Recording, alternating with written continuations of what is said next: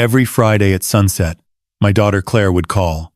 For 15 years, that phone rang like the lighthouse beam sweeping across the harbor, steady and sure. Last Friday, it didn't. By the time I found what was hidden behind her bookshelf, I understood why some darkness no amount of light can reach. But I'm getting ahead of myself. Let me start from the beginning, from the silence that shattered everything I thought I knew about love, trust, and the monsters that hide behind the most beautiful masks. My name is Henry Collins. I'm 67 years old, and I spent 30 years pulling people from the cold waters of the Atlantic Ocean. 30 years as a rescue swimmer off the coast of Maine, where the sea doesn't forgive mistakes and the weather changes faster than a man can pray. I've seen death up close more times than I care to count. I've held hands that were slipping away, watched eyes go dim, felt the moment when a body stops fighting and surrenders to the deep. I thought I understood loss. I thought I knew what it meant to be helpless. I was wrong. I live in Rockport now, a small fishing village where everybody knows everybody, and the lighthouse on the point has been guiding ships home for over 100 years. My house sits on a hill overlooking the harbor, close enough to hear the waves when the wind blows right, far enough to pretend I've left that life behind. The salt air still fills my lungs every morning, and some nights I still dream I'm diving into black water, searching for someone I can't quite reach. Retirement was supposed to be peaceful. Quiet mornings with coffee, afternoons tending to my small garden, evenings watching the sunset paint the sky in shades of orange and pink. And Fridays were sacred. Every Friday at 6 o'clock, just as the sun began its descent toward the horizon, my phone would ring. Not my cell phone. I never trusted those things. The landline in my kitchen. The old rotary phone I've had since 1982. The same phone that rang when Claire took her first steps, when she graduated nursing school, when she called to tell me I was going to be a grandfather. Claire. My only child. My daughter. She was 38 years old, an emergency room nurse at Maine Medical Center in Portland, 4 hours south of me. But every Friday, without fail, she closed that distance with her voice. We'd talk for an hour, sometimes 2. She'd tell me about her shifts, the lives she'd saved, the ones she couldn't. I'd tell her about the garden, about the weather, about how old Pete down at the diner still couldn't make a decent cup of coffee after 40 years of trying. And then there was Sophie, my granddaughter, 9 years old, with her mother's dark hair and her grandmother's eyes, smart as a whip, curious about everything, afraid of nothing. She'd grab the phone from Claire at some point during every call, her little voice bursting with excitement. Grandpa, guess what I learned today? Grandpa, when can I come visit? Can we go to the lighthouse again? Grandpa, Mom says I swim almost as good as you now. Those calls were the heartbeat of my week, the rhythm that kept me going. After 30 years of chaos and adrenaline, of never knowing if I'd make it home, those Friday calls were my anchor, my proof that I'd done something right in this world, that I'd raised a daughter who became a healer, who married a successful man, who was giving my granddaughter the kind of stable, loving home I'd always wanted for her. Or so I thought. That Friday started like any other. I made dinner early, nothing fancy, just some grilled fish and vegetables from the garden. I ate at the kitchen table, watching the clock on the wall tick towards 6. Outside, the October sky was turning gold. The last light of autumn stretching across the water like fingers reaching for something just out of grasp. 5:55. I cleared my plate, poured myself a small glass of whiskey, and settled into the chair next to the phone. The cushion had molded to my shape, worn soft in all the right places. 5:58. I could almost hear Claire's voice already, that warm tone that always made me feel like everything was going to be okay. Even when her mother passed 12 years ago, even when the grief threatened to swallow me whole, Claire's voice on Fridays pulled me back from the edge. 6 o'clock. The lighthouse beam swept across the harbor, a pale slash of light cutting through the gathering dusk. The phone didn't ring. I stared at it, waited, told myself she was running late. Maybe a patient needed her attention. Maybe Sophie had a school event. Maybe traffic was bad. There were 1,000 reasonable explanations. 6:05. Nothing. I picked up the receiver, heard the dial tone humming steady and strong. The line was fine. I set it back down. 6:15. My whiskey sat untouched, the ice melting, watering down the amber liquid. I wasn't thirsty anymore. 6:30. I dialed Claire's number. I knew it by heart, had known it since the day she moved to Portland 12 years ago. The phone rang once, twice, 3 times, 4. Then, her voicemail. That cheerful recording I'd heard 100 times before. Hi. You've reached Claire. I can't come to the phone right now, but leave a message, and I'll call you back as soon as I can. Have a beautiful day. The beep sounded like an accusation. Hey, sweetheart. It's Dad. Just calling because I didn't hear from you. Give me a ring when you get a chance. Love you. I hung up. Waited. 30 years of rescue work teaches you things that never leave you. How to read the water. How to sense a storm before the clouds form. How to feel when something is wrong even when everything looks fine on the surface. The ocean has moods, rhythms, patterns. When those patterns break, when the water goes still in a way that isn't natural, that's when you know trouble is coming. That silence on the other end of the phone felt exactly the same. I called again at 7. Voicemail. Again at 7:30. Voicemail. 8 o'clock. 8:30. 9. Each time, that cheerful message. Each time, the beep. Each time, my voice trying to sound calm, trying not to sound like what I was becoming, which was terrified. By 10 o'clock, I'd left 6 messages. My whiskey glass was empty, though I didn't remember drinking it. The lighthouse beam kept sweeping, sweeping, sweeping across the dark water, illuminating nothing but empty waves. I tried Sophie's tablet next. Claire had set it up so Sophie could video call me sometimes, show me her drawings, her room, the cat they'd adopted last spring. It rang and rang, then nothing, not even voicemail. 11 o'clock. I called Claire's cell phone again. This time, it didn't ring at all. Straight to voicemail. The phone was either dead or turned off. My hands were shaking now. Not from the cold, though the October night had turned bitter, from something else. From that feeling I knew too well. The one that settled in your gut when you were diving into black water and your flashlight caught something you didn't want to see. Midnight came. 9 calls, 9 voicemails.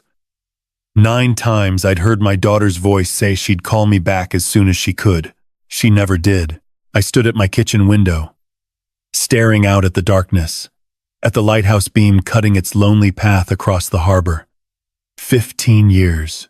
15 years of Friday calls. Never once missed. Not when Claire had the flu. Not when Sophie was born 3 weeks early.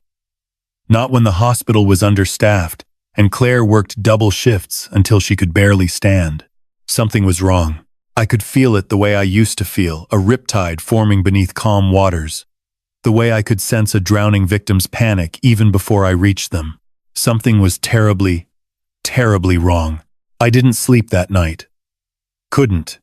I sat in that kitchen chair until the first gray light of dawn crept through the windows, my eyes fixed on the phone that refused to ring. The coffee I made at 3 in the morning went cold in my hands. The silence of the house pressed against me like deep water. 30 years of pulling bodies from the ocean teaches you to trust your instincts. Your gut knows things before your brain catches up. It's what kept me alive when storms rolled in faster than forecasts predicted. When currents shifted without warning. Right now, my gut was screaming. As the sky lightened from black to gray, my mind drifted back 15 years. To a September afternoon, when the water was still warm but the wind carried that first bite of autumn. I was on duty at the Coast Guard station when the call came in. A sailboat had capsized 2 miles offshore. 1 person in the water, struggling. I remember the dive like it was yesterday. The shock of cold as I hit the surface. The taste of salt on my lips. The waves trying to push me back toward shore. I swam harder. That's what we did. When someone was drowning, you swam harder. I found him clinging to the overturned hull, A young man in his mid-20s with dark hair plastered to his forehead. His eyes were wild, but not quite with panic. Something else lurked behind that desperate gaze. Something I couldn't name then. When we reached the helicopter, when the medics wrapped him in thermal blankets, he looked at me with those strange eyes and asked, "How much do I owe you?" Not thank you. Not, I thought I was going to die. How much do I owe you? I told him it was my job, that he didn't owe me anything. He just stared at me and said, "Everyone owes something. That's how the world works."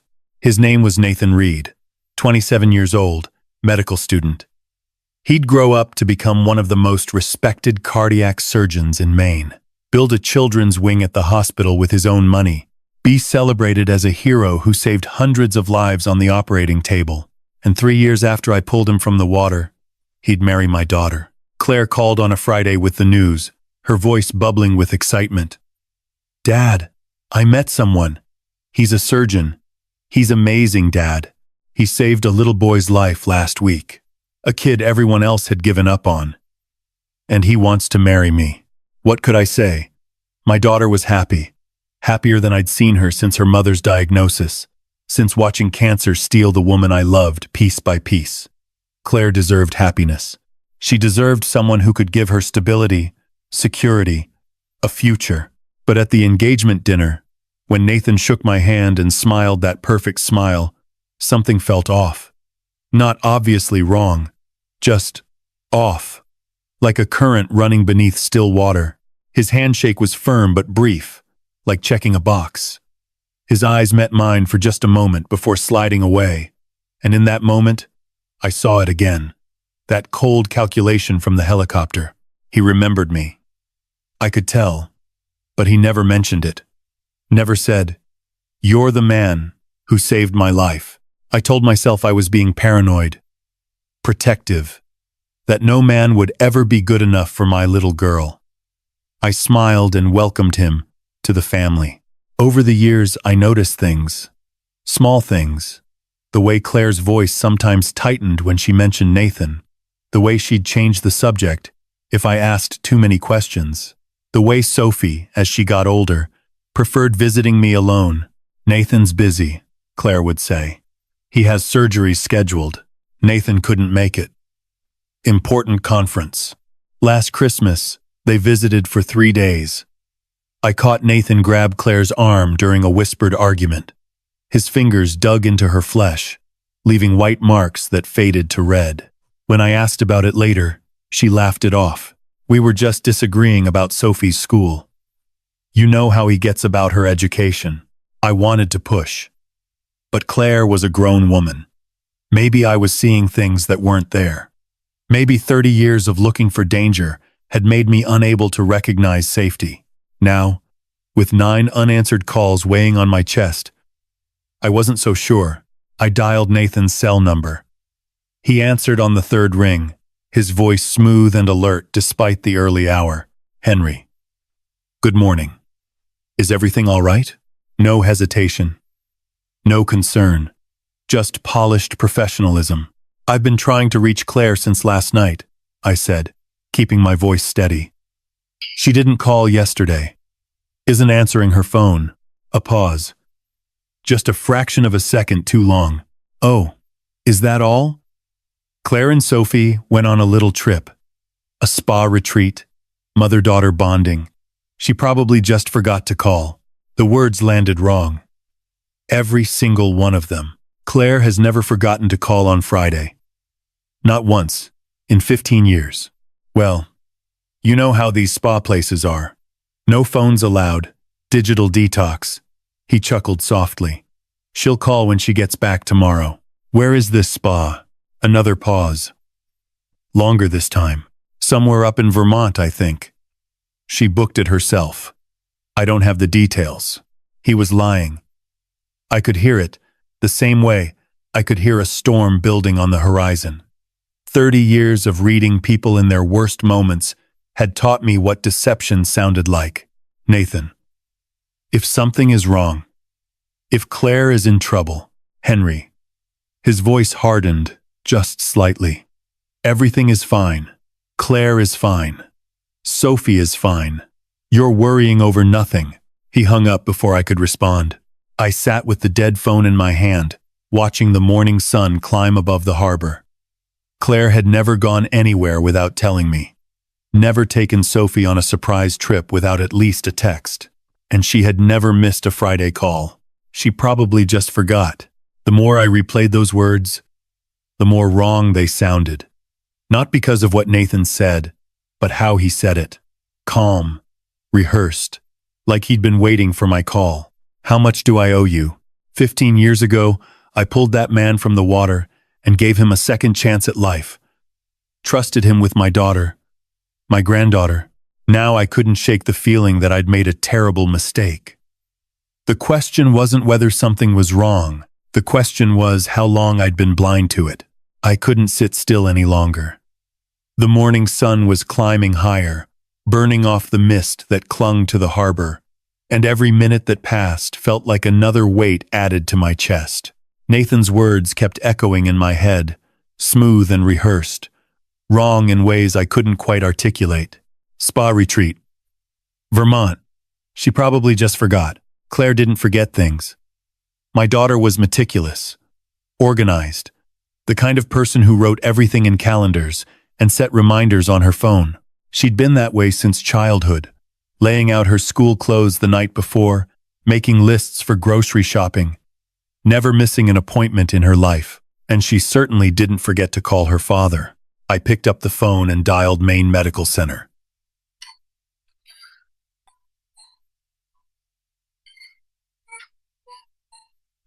The main line rang 3 times before a cheerful receptionist answered. Maine Medical Center.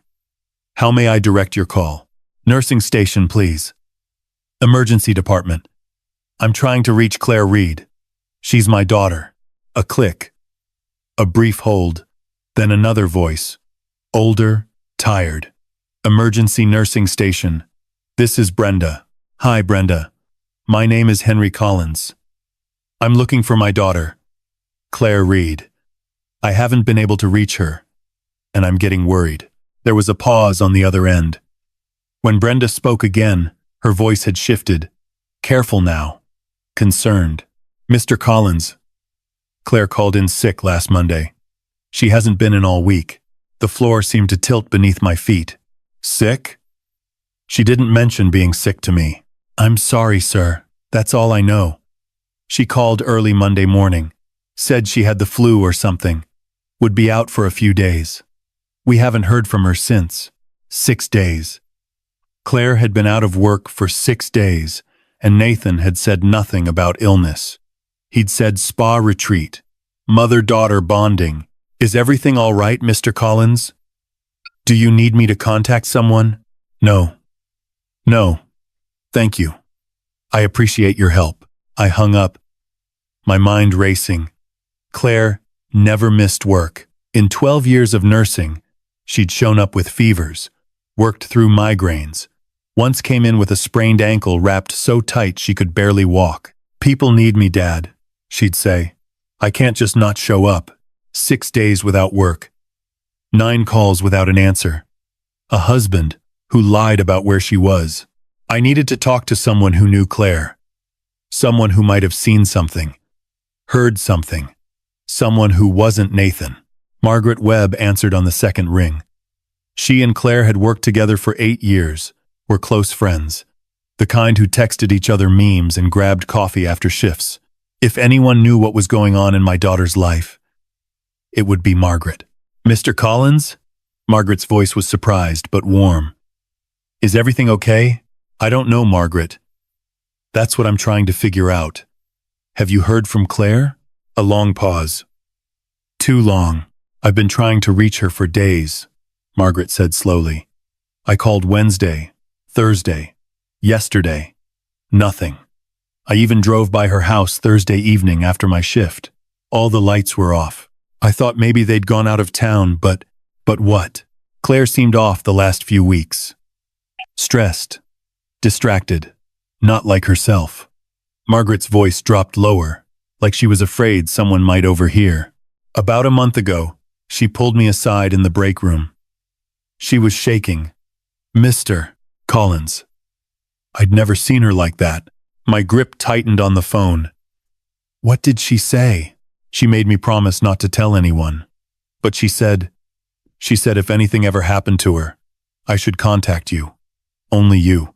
And she said something strange. What? She said, if I ever disappear, tell my dad to look behind the bookshelf in my study. I asked her what she meant, but she just shook her head and walked away. I thought maybe she was being dramatic. You know, stress from work, maybe trouble at home. Behind the bookshelf. What had Claire hidden there? And why hadn't she told me directly? Margaret. Did Claire ever talk about Nathan? About their marriage? Another pause. When Margaret spoke again, her voice was barely above a whisper. She didn't say much. But I noticed things. Bruises she tried to cover with makeup.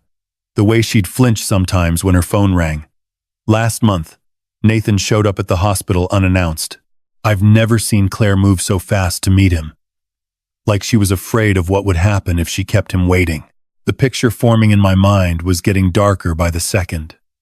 My daughter, the strong, capable woman who dedicated her life to helping others, was afraid of her own husband, had been afraid for who knows how long. And I'd missed it. I'd seen the signs and explained them away because it was easier than facing the truth. I'm driving down there, I said. Today. Right now. Mr. Collins, be careful. I don't know what's going on, but something feels very wrong. I know. That's why I'm going. After we hung up, I moved through the house with purpose I hadn't felt in years. Overnight bag, medications, phone charger. The spare key Claire had given me 5 years ago, pressed into my hand one Friday evening with a smile that now seemed sadder than I'd realized. For emergencies, Dad. Just in case. You never know. Had she known even then? Had she been preparing for something terrible? Planting seeds that might save her someday? I grabbed my truck keys and headed for the door, then stopped. The photograph on the hallway table caught my eye. Claire at 8 years old, standing on the dock after her first swimming lesson, beaming at the camera with that gap-toothed smile. I'd taught her to swim that summer. Taught her to respect the ocean, to never panic in deep water, to trust that someone would always come for her. I'm coming, sweetheart.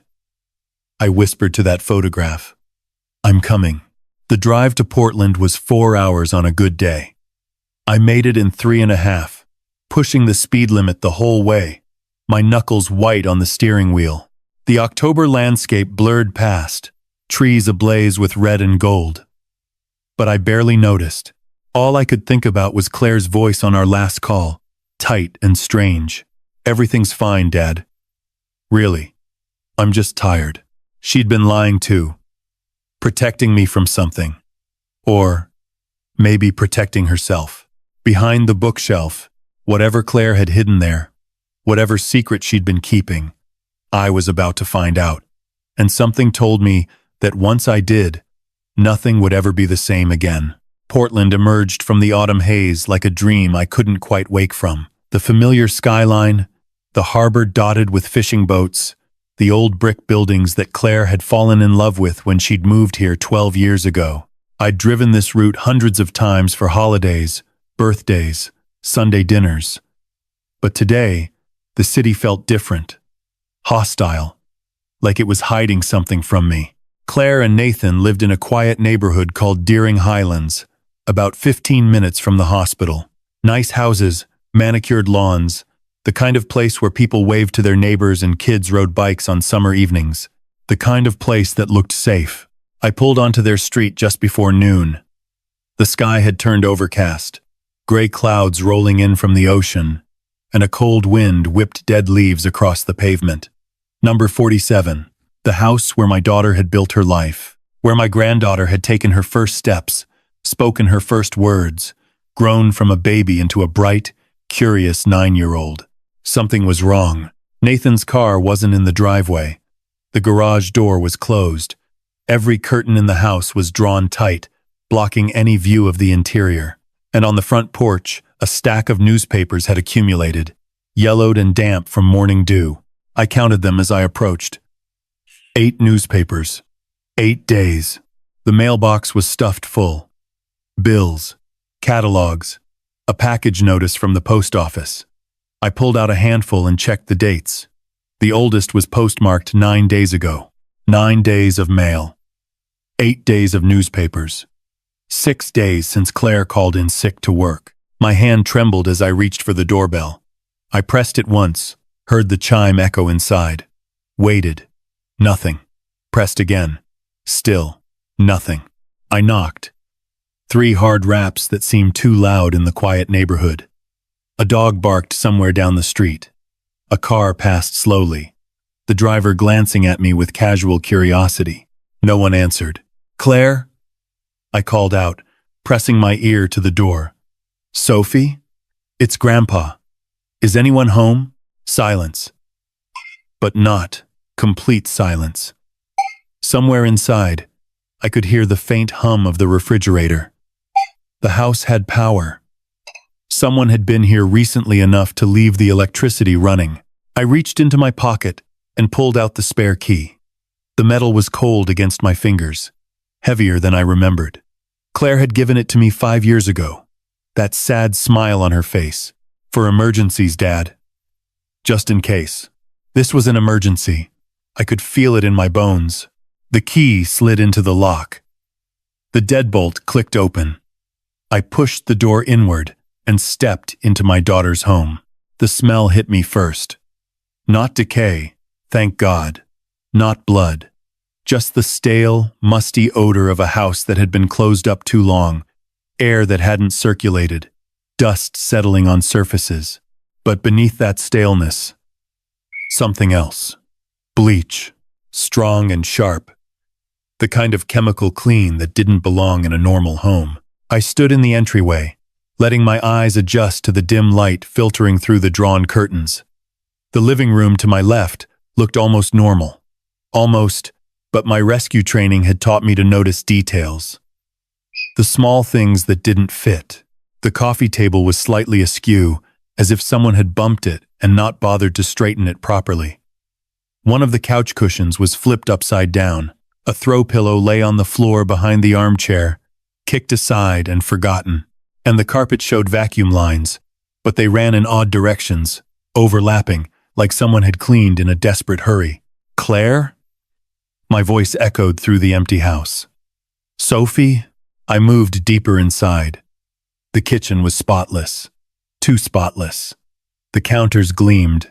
The sink shone. Even the stovetop looked freshly scrubbed. But when I opened the refrigerator, I found only beer bottles, old takeout containers, and expired milk. No juice boxes. No string cheese. No leftovers in plastic containers with Sophie's name on them. A child lived here. Where was the evidence of her? That's when I remembered Margaret's words. Behind the bookshelf. Claire's study was at the end of the hallway, a small room she used for paying bills and catching up on medical journals. I'd only been inside a few times, never paid much attention to the furniture. Now I approached it with my heart pounding against my ribs. The door was closed. I turned the handle, pushed it open. The study looked undisturbed. Desk, computer, filing cabinet, and against the far wall, a tall wooden bookshelf filled with medical textbooks, nursing manuals, a few novels Claire had never found time to finish. I walked to the bookshelf and studied it. It looked ordinary, heavy, solid oak, probably expensive. But Claire's words echoed in my mind. Look behind the bookshelf. Not at it. Behind it. I ran my fingers along the edge, feeling for anything unusual. Nothing. I tried to pull it away from the wall, but it wouldn't budge. Too heavy. Or maybe, I crouched down and examined the base. That's when I saw it. A small brass lever, almost invisible against the dark wood, tucked into the corner where the bookshelf met the wall. I reached for it, hesitated for just a moment, then pulled. Something clicked. The bookshelf swung outward on hidden hinges, revealing a narrow doorway behind it. A doorway that led into darkness. "Claire?" I whispered into that darkness. Sophie? I pulled out my phone, turned on the flashlight, and stepped through. The hidden room was small, maybe 8 feet by 6. The walls were bare drywall, unpainted. A cot sat in one corner, blankets rumpled. Shelves lined one wall, stocked with bottled water, granola bars, crackers, canned food, a bucket in the corner, a flashlight, a first aid kit. This wasn't a storage room. This was a safe room, a bunker, a place designed to hide in, and in the far corner, huddled behind a stack of blankets, was a small figure clutching a worn teddy bear. Sophie? The figure stirred. A face emerged from the shadows, hollow cheeks, cracked lips, eyes that seemed too large for her thin face, ringed with dark circles. My granddaughter looked up at me, and for a moment, I thought she didn't recognize me. Then something broke in her expression. Relief. Desperate. Overwhelming relief. Grandpa. Her voice was barely a whisper, rough and dry from disuse. Mommy said you'd come. She promised you'd find me. I dropped to my knees and gathered her into my arms. She weighed almost nothing, just bones and skin beneath her dirty pajamas. 8 days. My granddaughter had been hiding in this room for 8 days. Alone, waiting for someone to find her. I've got you, sweetheart, I said, my voice cracking. I've got you. You're safe now. She buried her face in my chest, her small body shaking with silent sobs. And then she said the words that shattered everything I thought I knew. Daddy hurt Mommy, she whispered. I heard everything, Grandpa. I heard her scream. I held Sophie against my chest, feeling her heartbeat flutter like a trapped bird. 8 days without proper food, without clean water, without anyone to tell her it would be okay.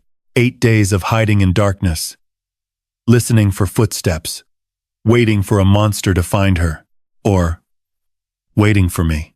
I need to get you to a hospital, I said, pulling back to look at her face. Her eyes were glassy, unfocused, severe dehydration, maybe worse. Can you walk, sweetheart? She nodded weakly, but when she tried to stand, her legs buckled. I caught her before she fell, scooped her up in my arms like I used to when she was a toddler. She weighed almost nothing now. Hold on to Teddy, I told her. We're going to get you help. I carried her through the hidden doorway, through the study, down the hallway. The house that had seemed merely empty before now felt sinister, every shadow holding secrets I didn't want to know. The bleach smell was stronger here, near the living room. Someone had cleaned. Someone had tried to erase what happened. Outside, the cold air hit us like a slap. Sophie whimpered and pressed closer to my chest. I hurried to my truck, fumbled with the door, laid her gently across the back seat. Her eyes were closed now, her breathing more ragged. Stay with me, Sophie. I drove faster than I should have, running yellow lights, barely stopping at intersections. Main Medical Center was 15 minutes away. I made it in 8. The emergency room entrance loomed ahead, and I pulled up to the doors, threw the truck into park, and gathered Sophie in my arms. I need help, I shouted as I burst through the automatic doors. Someone help me. The ER exploded into motion. Nurses surrounded us, took Sophie from my arms, placed her on a gurney. Someone was shouting orders. Someone else was asking me questions I could barely hear over the roaring in my ears. Sir? Sir, can you hear me? What's her name? Sophie, I managed. Sophie Reed. She's 9 years old. My granddaughter. They wheeled her away through a set of double doors. I tried to follow, but a nurse stopped me with a gentle hand on my arm. Sir, you need to let us work. She's in good hands. Can you tell me what happened? What happened? How could I explain what I didn't fully understand? I found her hiding in a room in her mother's house. A hidden room. She'd been there for 8 days. Her father.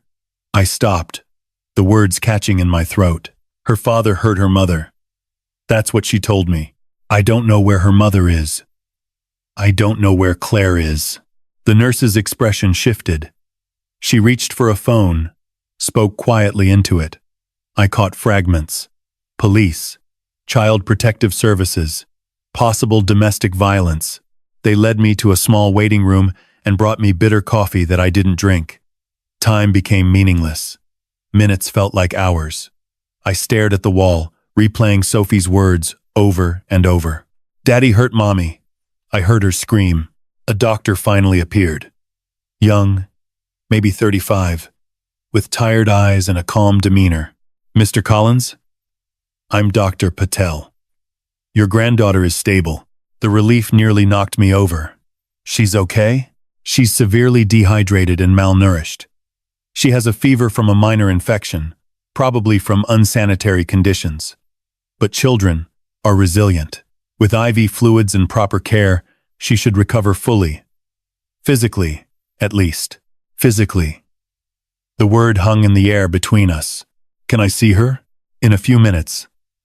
The police want to speak with you first. 2 officers arrived shortly after. A man and a woman, both wearing the weary expressions of people who'd seen too much. They asked me to walk them through everything. Finding the house empty, the hidden room, Sophie's condition, her words about her father. And the mother? The female officer asked. Claire Reed? I don't know where she is. Her husband said she went on a spa trip. That was a lie. The hospital said she called in sick a week ago. Nobody's seen her. The officers exchanged a look I couldn't read. We'll send a team to the house, the male officer said. In the meantime, stay here with your granddaughter. We'll have more questions later. They left. And finally, a nurse led me to Sophie's room. She looked so small in that hospital bed, surrounded by monitors and IV lines. Her eyes were open now, clearer than before, fixed on my face as I pulled a chair close and took her hand. Hey, sweetheart, I said softly. How are you feeling? Tired. Her voice was still rough, but stronger. Grandpa, where's Mommy? The question cut through me. I didn't have an answer. I wasn't sure I wanted one. I don't know yet, honey. But I'm going to find out. I promise. Sophie's grip tightened on my hand. Her eyes filled with tears that spilled down her hollow cheeks. She told me to hide. Sophie whispered. Mommy came to my room that night. She was crying. She gave me Teddy and said, go to the safe room. Don't come out until Grandpa calls your name. She said you'd come. She promised. When was this, Sophie? What night? Saturday. 8 days ago. She swallowed hard. I was asleep, but I heard yelling. Daddy and Mommy fighting. Then Mommy came upstairs really fast. She looked scared.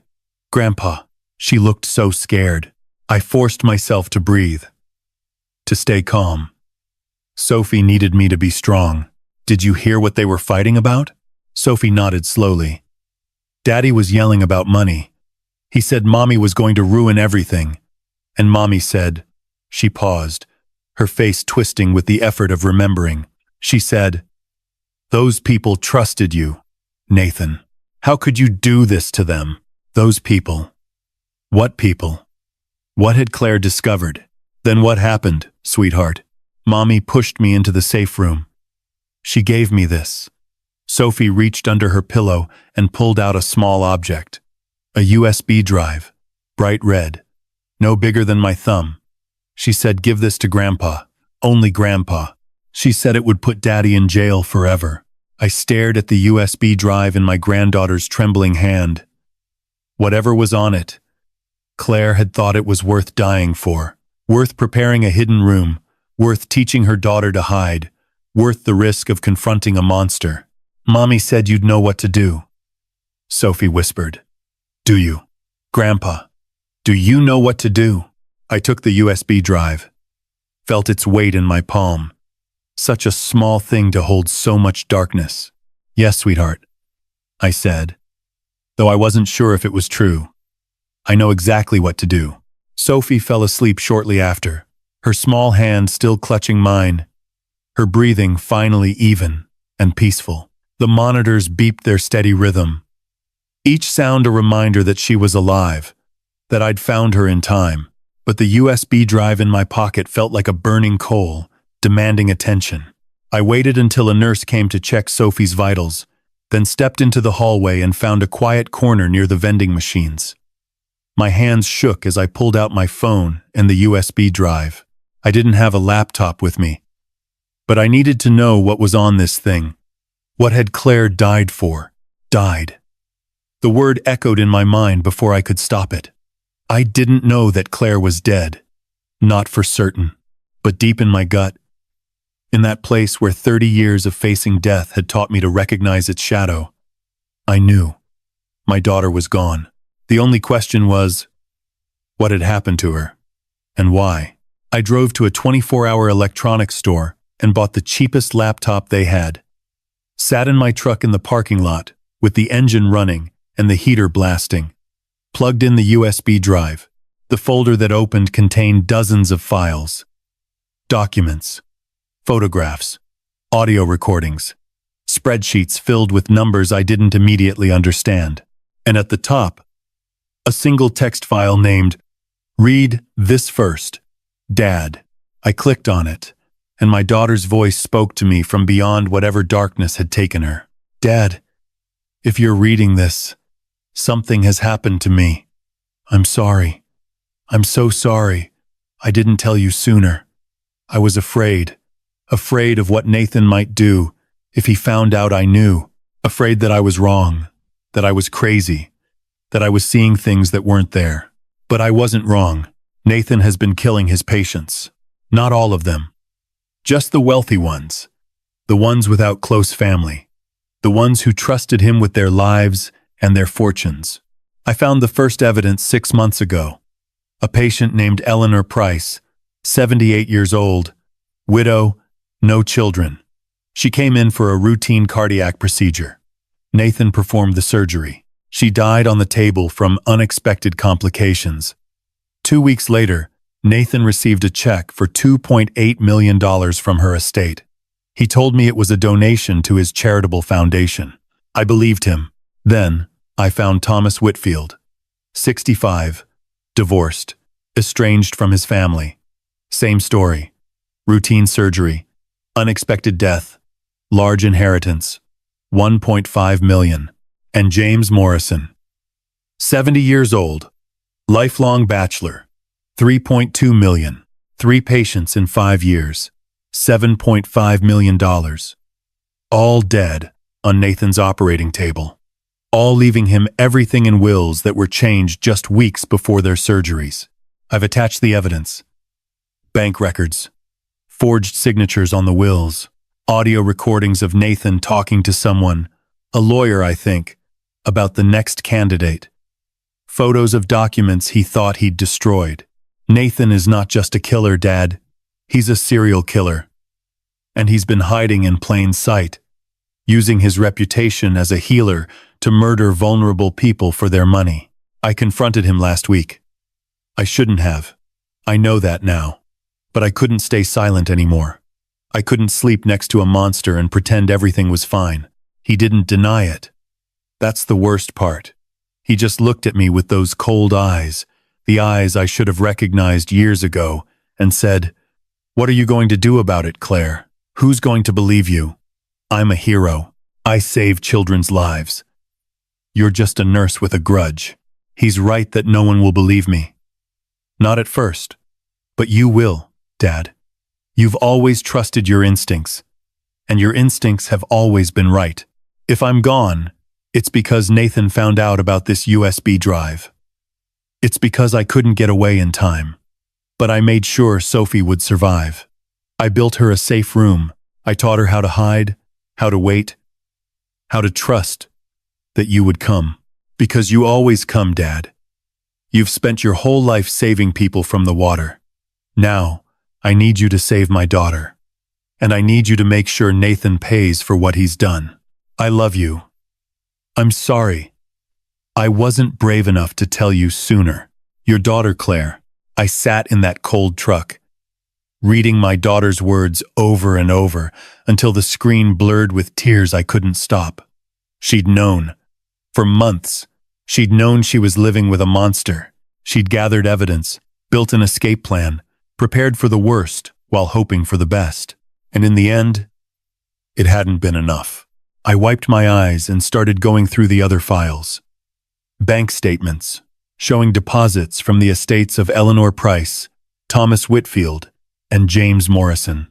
Copies of their wills, with signatures that even my untrained eye could see were suspiciously similar. Audio recordings of Nathan speaking in that smooth, cold voice I'd heard just yesterday on the phone. "The next one needs to be careful," Nathan said in one recording. "Someone older, more isolated. We can't afford another close call." Another voice responded, too muffled to identify. "What about the nurse? Your wife? She's been asking questions. Claire?" Nathan laughed. "She won't be a problem. She knows better than to cross me." The recording ended.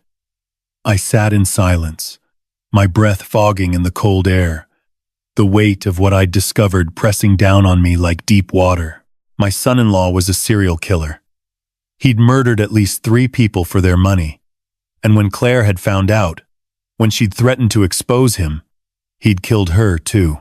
15 years ago, I'd pulled Nathan Reed from the ocean and given him a second chance at life.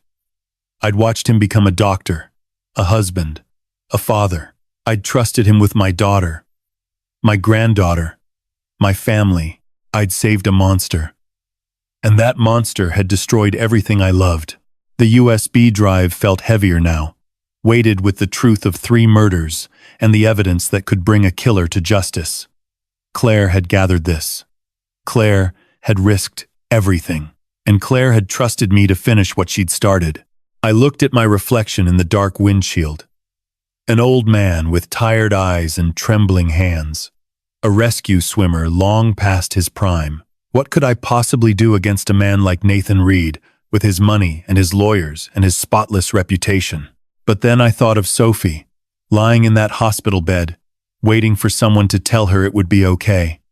I thought of Claire, preparing for her own death while making sure her daughter would survive.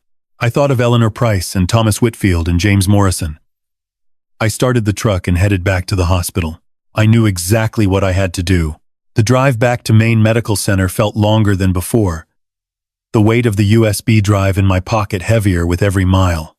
3 people murdered, $7.5 million stolen, and my daughter, who had discovered the truth and paid for it with her life. I parked in the hospital garage and sat for a moment, gathering my thoughts. Claire's letter had been clear. She'd expected that no one would believe her, that Nathan's reputation as a healer and philanthropist would shield him from suspicion. But she'd also trusted me to find a way. First things first. Sophie needed me. Everything else could wait until she was stable, until I knew she would be okay. The pediatric ward was quiet at this hour, the hallways dimmed for the night. A nurse I didn't recognize sat at the station, typing something into a computer. She looked up when I approached. "I'm here to see Sophie Reed," I said. "I'm her grandfather." She checked her screen, nodded. "Room 312. She's been asking for you." Sophie was awake when I entered, propped up against pillows, the IV still dripping fluids into her thin arm. Her color looked better, the flush of fever fading, but her eyes carried a weight no 9-year-old should bear. "Grandpa." She reached for me, and I crossed the room in 3 steps, gathering her gently against my chest. "I thought you left." "Never, sweetheart. I just had to take care of something. I'm here now. I'm not going anywhere." She pulled back and studied my face with an intensity that reminded me painfully of Claire. "Did you look at what Mommy gave me? The thing on the drive?" I nodded slowly. "I did. Is it bad?" "How do you answer that question? How do you tell a child that her father is a monster? That her mother died trying to expose him? That the world she thought she knew was built on lies and blood? It's complicated, honey. But you don't need to worry about that right now. You need to rest and get better. I want to know." Her voice was stronger than I expected, steadier. "Mommy told me things, Grandpa. Before that night, she said Daddy wasn't a good person. She said she was trying to protect us. but she needed time to figure out how. I sat on the edge of her bed, holding her small hands in mine. What else did Mommy tell you? Sophie took a deep breath. She started teaching me about the safe room maybe 3 months ago. She said it was like a game at first, a secret hideout that only we knew about. She showed me where she hid the food and water, the flashlight, the blankets. She made me practice going in there when I heard a special word. What word? Lighthouse. Sophie's eyes glistened. Mommy said, if she ever said lighthouse, I should go straight to the safe room and not come out until you called my name. She said you'd come, Grandpa. She said you always come when people need saving. My throat tightened. Claire had used that word deliberately, knowing it would mean something to me. The lighthouse had been our symbol since Sophie was born. The beam that guided ships home. The light that cut through darkness. The night it happened, Sophie continued, her voice dropping to barely a whisper. Mommy came to my room really fast. She was crying. She said, lighthouse, lighthouse, lighthouse 3 times. And I knew it wasn't a game anymore. She gave me Teddy and the red thing, the USB. She said, keep it safe for Grandpa. Then she hugged me really tight and said she loved me more than all the stars in the sky. That's what she always said to you. Sophie nodded, tears spilling down her cheeks. Then she closed the bookshelf door, and I heard her go back downstairs. I heard them fighting. Daddy was so loud, Grandpa. He was screaming about money, about how Mommy was going to ruin everything he'd built. And Mommy was screaming too. She said. Sophie paused, swallowing hard. She said, those people trusted you. Eleanor trusted you. Thomas trusted you. How many more, Nathan? How many more people have to die? Eleanor. Thomas. The names from the USB drive. Claire had confronted Nathan directly, thrown his victims' names in his face. What happened then, sweetheart? Sophie's whole body trembled. I heard something break. Glass, maybe. And then Mommy screamed. Not yelling. Grandpa. Screaming. Like she was hurt. And then it got quiet. I pulled her close, letting her cry against my chest, stroking her hair the way I used to when she was a toddler frightened by thunderstorms. But this was no storm that would pass. This was a nightmare that would stay with her forever. I wanted to go help her, Sophie sobbed. I wanted to open the door and find Mommy. But she made me promise, Grandpa. She made me promise to stay hidden no matter what. So I stayed. I stayed and I counted the days and I waited for you. You did exactly right, honey. Your mama would be so proud of you. 8 days. 8 days this brave little girl had huddled in that dark room, eating granola bars and rationing water, not knowing if her mother was alive or dead, not knowing if anyone would ever come. 8 days of terror and uncertainty, sustained only by her mother's promise and her own incredible courage. Is Mommy dead, Grandpa? The question hit me like a wave I hadn't seen coming. I couldn't lie to her, but I couldn't tell her the truth either, because I didn't know it. Not for certain. I don't know, sweetheart. But I'm going to find out. I promise you that. Sophie looked up at me with those eyes that held too much pain for someone so young. Daddy killed her, didn't he? That's why she didn't come back. That's why she didn't come to get me. I had no answer, no comfort to offer. All I could do was hold my granddaughter and let her cry, while inside me, a cold fury was building, a fury that demanded justice. A fury that would not rest until Nathan Reed paid for every life he'd taken, every family he'd destroyed. We're going to be okay, Sophie, I said finally. You and me. We're going to get through this together. She nodded against my chest, her sobs slowly subsiding. Grandpa, will you stay with me tonight? I don't want to be alone anymore. I'll stay as long as you need me. Forever, if that's what it takes. Sophie's grip on my hand relaxed slightly, exhaustion finally overtaking her. Within minutes, her breathing had evened out, and she was asleep. I sat in the dim hospital room, watching my granddaughter's chest rise and fall, and I made a silent vow to the daughter I'd lost. I would protect Sophie with my life. I would expose Nathan for the monster he was, and I would make sure Claire's sacrifice was not in vain. The USB drive pressed against my leg, heavy with evidence and truth. Tomorrow, I would take it to the police. Tonight, I would keep watch over the only family I had left. Morning came slowly, gray light filtering through the hospital blinds. Sophie slept fitfully, whimpering occasionally, her fingers twitching against the blankets. I hadn't slept at all. Every time I closed my eyes, I saw Claire's face, heard her voice reading that letter, felt the weight of the truth she'd carried alone for so long. By 7 o'clock, Sophie was awake and asking for breakfast. The nurse brought her oatmeal and juice, and I watched her eat with an appetite that gave me hope. Children are resilient. That's what Dr. Patel had said. Maybe, with enough time and love, Sophie could heal from this. Maybe we both could. A social worker named Patricia Chen arrived around 8, clipboard in hand, asking questions I tried to answer as honestly as I could without revealing everything on the USB drive. Yes, Sophie's mother was missing. Yes, I had reason to believe her father was involved. Yes, I was seeking temporary custody until the situation could be sorted out. We'll need to contact the father, Patricia said carefully. He's dangerous, I replied. He hurt my daughter.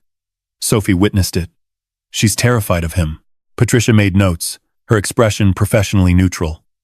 I understand your concerns, Mr. Collins, but legally, until charges are filed, Nathan Reed has parental rights. We can't just then file charges, I interrupted. I have evidence. My daughter gathered it before whatever happened to her. I'm taking it to the police today. Something shifted in Patricia's eyes. Sympathy, maybe, or recognition that this was more than a simple domestic dispute. I'll see what I can do about emergency protective custody. In the meantime, don't let Sophie leave your sight. I had no intention of doing so. The Portland Police Department was a 15-minute drive from the hospital. I left Sophie in the care of a nurse I trusted, with strict instructions that no one except me was to take her anywhere. Then I drove downtown. The USB drive clutched in my hand like a talisman. The detective who met me was a tired-looking man in his 50s named Sergeant Williams.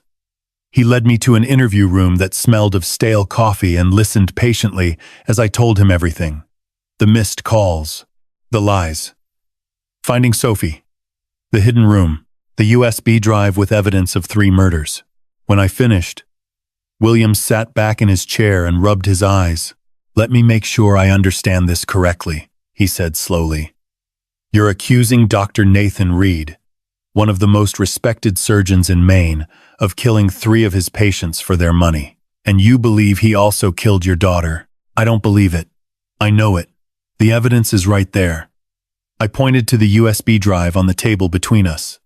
Bank records, forged wills, audio recordings. My daughter spent 6 months gathering this before he killed her. Williams picked up the USB drive, turned it over in his hands. Mr. Collins, do you understand what you're asking me to do? Nathan Reed built the children's wing at Maine Medical Center. He's operated on senators, governors, celebrities. He donates millions to charity every year. Last month, he received a humanitarian award from the mayor. He's also a serial killer, so you say. Williams set the drive down. Look, I'll have our tech people look at this, but I have to be honest with you. Even if the evidence is as damning as you claim, prosecuting someone like Nathan Reed isn't simple. He has resources, lawyers, connections. This will take time. My daughter is missing. She's probably dead. How much time does she have? Williams at least had the decency to look uncomfortable. I understand your frustration, but we need to do this by the book, or any case we build will fall apart in court. Give me 48 hours to review the evidence. I'll be in touch. I left the police station feeling hollowed out.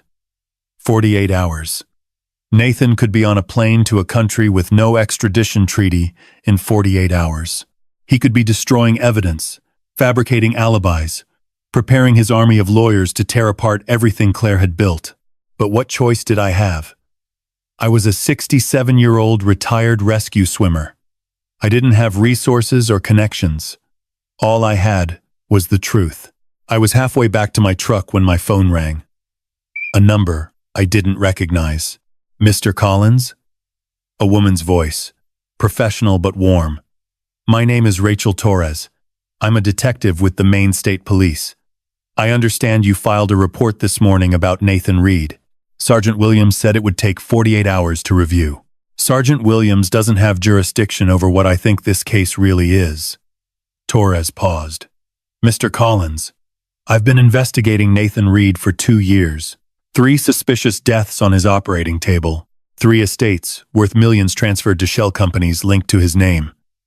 I could never find enough evidence to move forward. Until now. My heart began to pound. You believe me? I believe your daughter. She contacted me 4 months ago, said she was gathering evidence against her husband. I told her to be careful, to let me know when she had enough. Then she stopped calling. I've been trying to reach her for weeks. Claire had contacted the police. She'd tried to do the right thing, and Nathan had silenced her before she could finish. I have everything she gathered, I said. The USB drive.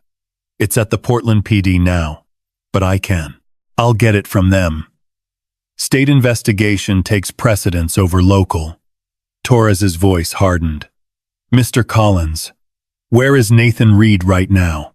I don't know. He wasn't at the house when I found Sophie. He told me they were on a spa trip in Vermont. He's not in Vermont. I've already checked. A pause. Our records show he bought a plane ticket to Zurich 3 days ago.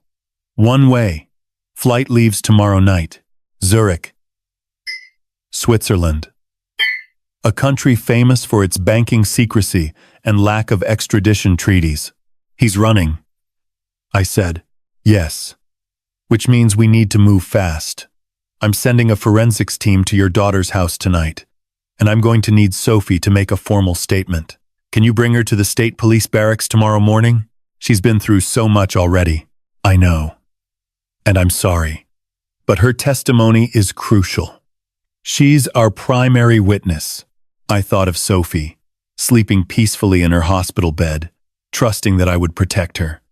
Asking her to relive that night, to describe what she'd heard in detail, felt cruel, but it was also necessary. Without her testimony, Nathan might walk free. I'll bring her, I said. But I want to be there when she talks. I won't let her face this alone. I wouldn't expect anything less. Torres's voice softened. Mr. Collins, I promise you, we're going to get justice for your daughter. Nathan Reed has hurt his last victim. I hung up and stood in the parking lot, the cold wind cutting through my jacket. For the first time since this nightmare began, I felt something other than despair. I felt hope. Detective Rachel Torres arrived at Maine Medical Center just before noon. She was in her late 40s, with sharp eyes and gray-streaked hair pulled back in a no-nonsense ponytail. Everything about her suggested someone who had seen too much and stopped being surprised by human cruelty a long time ago. She found me in the hallway outside Sophie's room, nursing a cold cup of coffee. Mr. Collins? She flashed her badge. Maine State Police. I need to talk to you about Nathan Reed. I stood up so fast the coffee sloshed over my hand. You know about him? I've been investigating Dr. Reed for almost 2 years. She glanced toward Sophie's door. Is there somewhere private we can talk? We found an empty conference room down the hall. Torres closed the door and spread a manila folder across the table. Inside were photographs, bank statements, and copies of legal documents I recognized from Claire's USB drive. Your daughter was helping us, Torres said quietly. She contacted my office 8 months ago with concerns about patient deaths at the hospital. We couldn't move forward without solid evidence. So Claire started documenting everything. My chest tightened. She never told me. She was protecting you. And Sophie. Torres pulled out 3 photographs. Eleanor Price, 78 years old, Died during routine heart surgery 3 years ago. Left $2.8 million to a charitable foundation run by Dr. Reed. I stared at the woman's face. White hair, kind eyes, a grandmother's smile. Thomas Whitfield, 65. Died 18 months later during a similar procedure. His estate, $1.5 million, went to the same foundation. Torres laid down a second photo. A distinguished man in a business suit, James Morrison, 70. Died 14 months ago. $3.2 million to the foundation. I did the math in my head. $7.5 million. All 3 patients changed their wills within 6 weeks of their surgeries, Torres continued. The documents share identical formatting, and forensic analysis found matching signature inconsistencies. They were forged. How is that possible? Don't wills need witnesses? They do. All 3 were notarized by the same attorney, Gerald Hoffman. Torres's jaw tightened. Hoffman died in a car accident 18 months ago.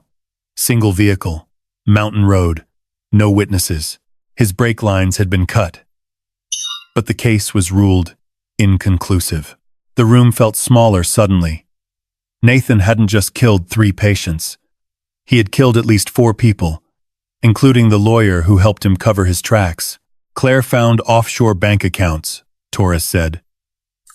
Payments from the foundation to shell companies in the Caymans. She also discovered a draft will for a 4th patient, Margaret Chen, who died of natural causes before Nathan could operate. He was planning more. We believe so. Torres pulled out another document. This morning, our forensics team found blood evidence in Claire's living room. The carpet had been cleaned with industrial bleach, but luminol revealed significant staining beneath the surface. DNA analysis is pending, but based on the volume, whoever lost that blood didn't survive. I closed my eyes. I had suspected it since the moment Sophie said Daddy hurt Mommy, but hearing it confirmed felt like drowning all over again. We also found something in Claire's notes, Torres continued gently. References to a cabin at Frozen Lake, about 2 hours north of Portland. The property belongs to Nathan's family, inherited from his father. That's where he took her. My voice came out rough, broken. We believe so. I've requested a warrant. A team will be there by tomorrow morning. I want to be there. Torres shook her head. I understand, Mr. Collins, but this is a crime scene. If Claire is there, we need to process everything by the book.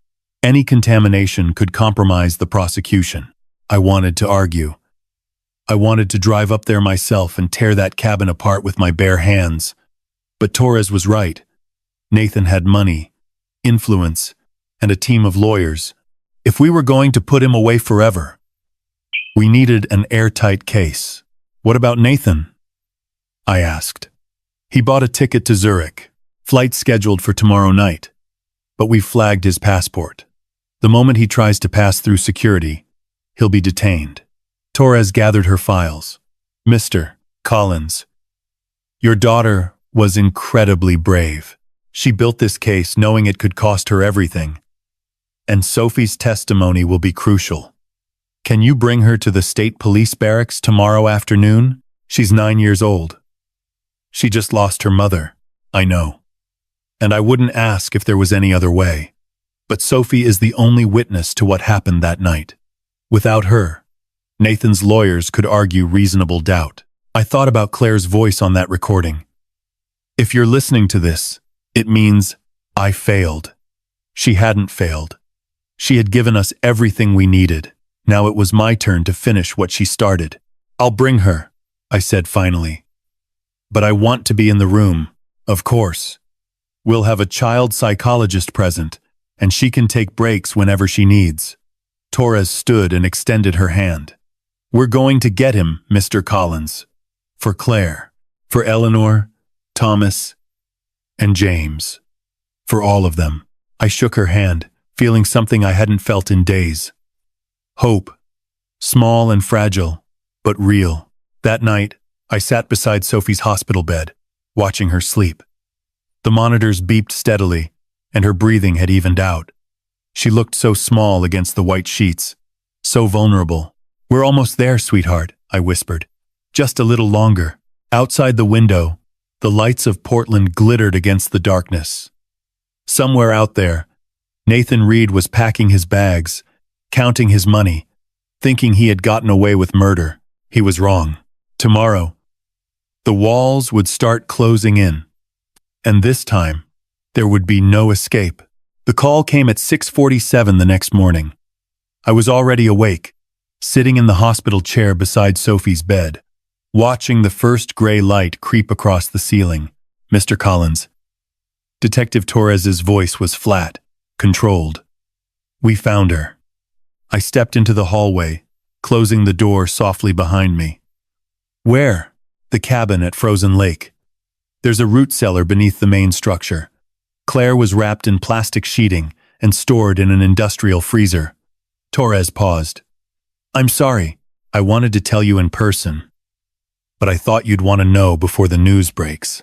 I leaned against the wall, my legs suddenly unreliable. For 8 days, some small part of me had held on to hope. Maybe Claire had escaped. Maybe she was hiding somewhere, waiting for the right moment to come home. That hope died in the silence between Torres's words. Was it quick? I heard myself ask. The medical examiner believes she was strangled. Based on the condition of the body, death occurred approximately 8 to 9 days ago. Saturday night, most likely.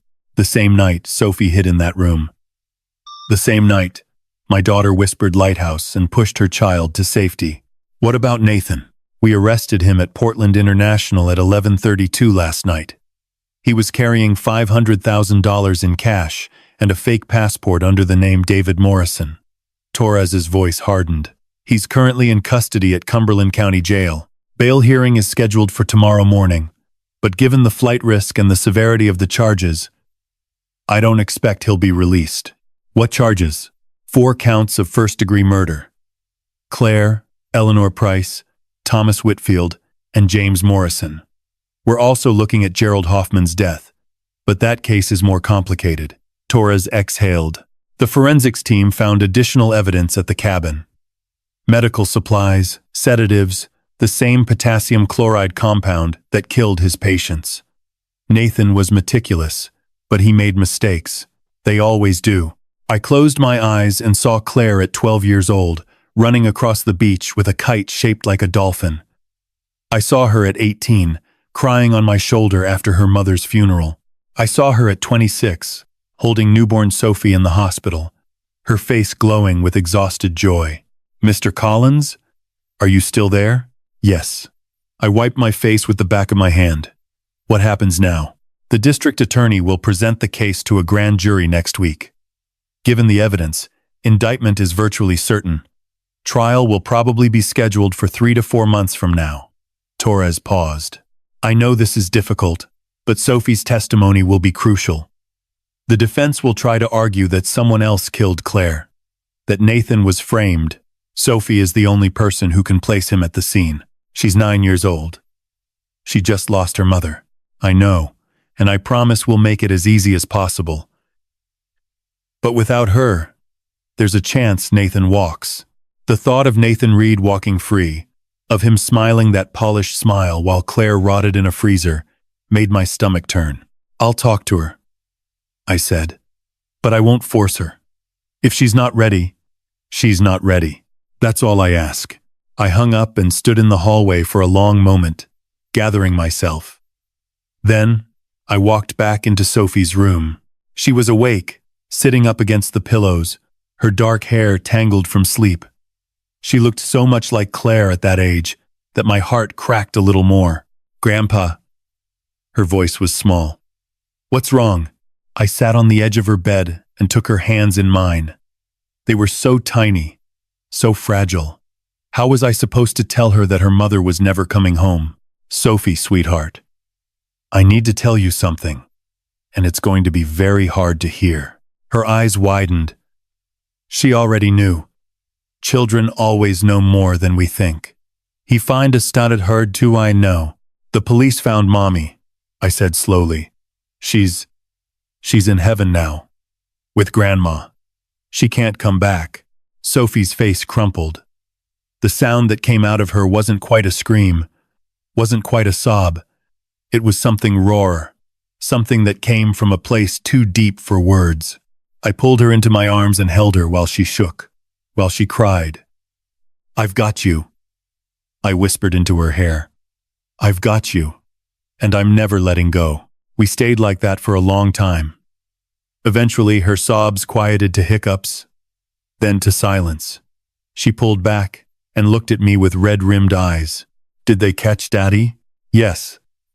The police arrested him last night. He's in jail." "Good." The word came out hard, sharp. "Too old for a 9-year-old. I hope he stays there forever." "The police need your help to make sure that happens," I said carefully.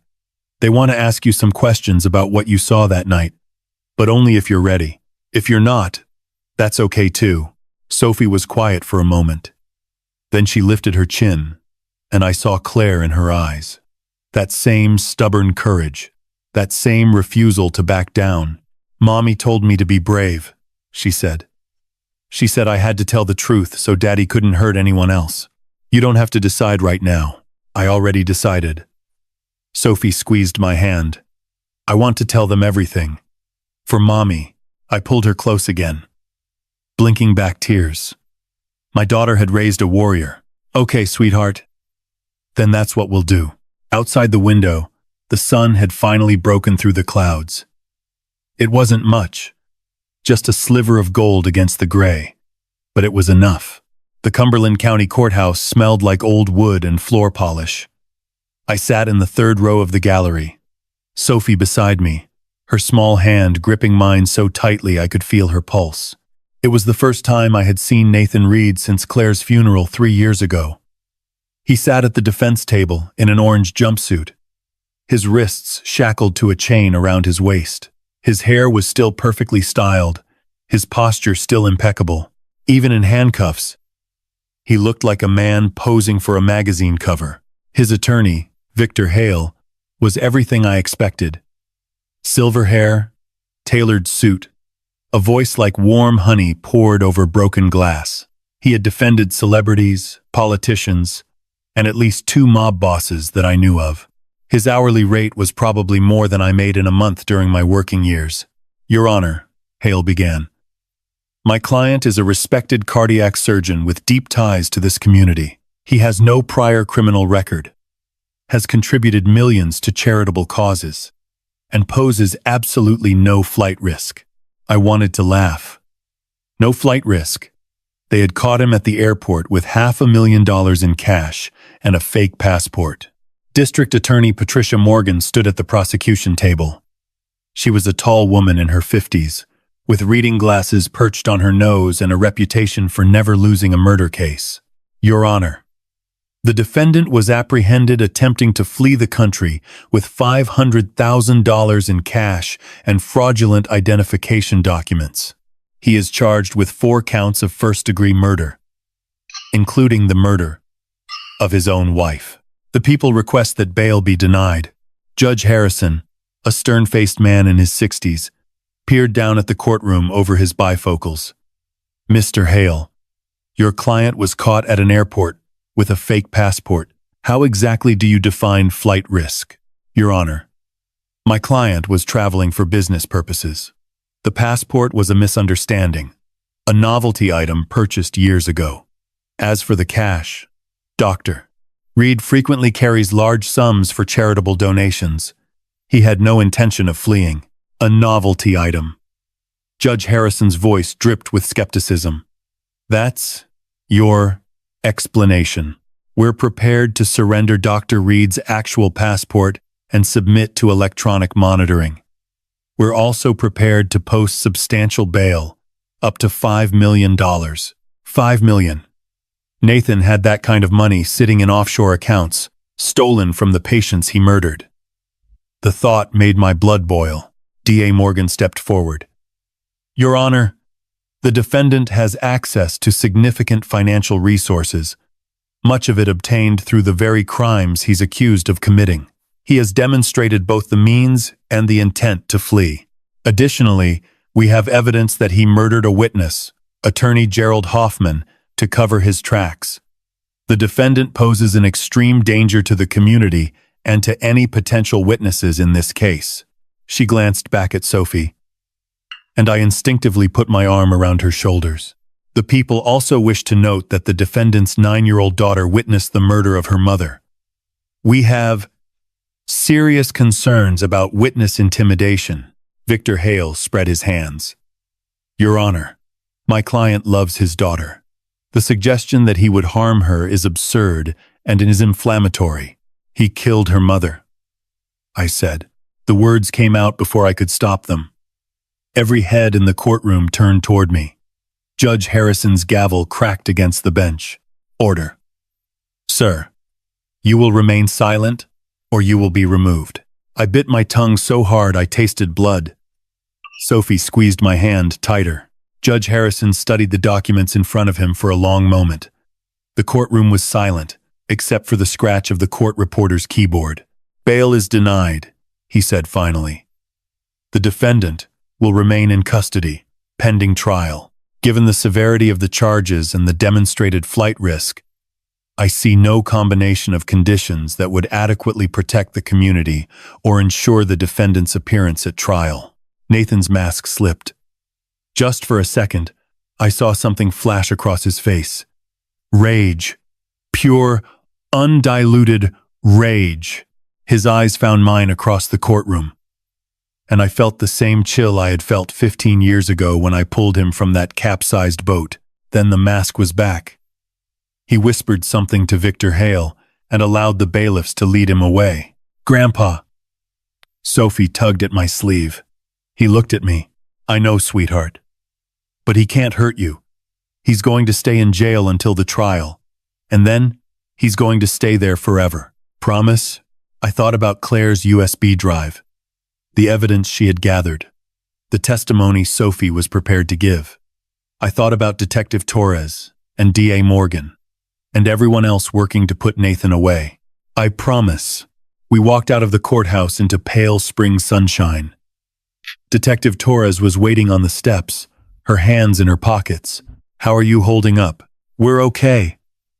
I looked down at Sophie. We're going to be okay. Torres nodded. The trial date has been set.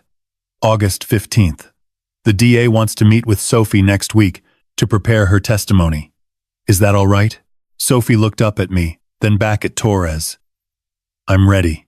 You're a brave kid. Torres smiled, the first real smile I had seen from her. Your mom would be proud. As we walked to the parking garage, Sophie was quiet. Then she said, Grandpa, when the trial is over, can we go to the lighthouse? The lighthouse? Mommy always said it was her favorite place. She said the light could reach all the way across the ocean. Sophie's voice was steady, but her eyes were wet. I want to see it. I want to feel close to her. I stopped walking and knelt down to her level.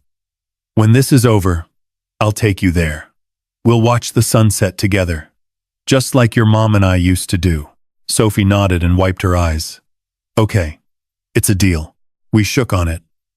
Her small hand in mine. And somewhere, I like to think Claire was watching. August 15th arrived wrapped in humid summer heat. The Cumberland County Courthouse was surrounded by news vans and reporters. Their cameras pointed at everyone who entered. Nathan Reed's trial had become national news. The charming surgeon, the murdered wife, the little girl who survived. It had all the ingredients of a true crime documentary. I held Sophie's hand as we walked through the crowd. Reporters shouted questions. Cameras flashed. A woman with a microphone tried to block our path.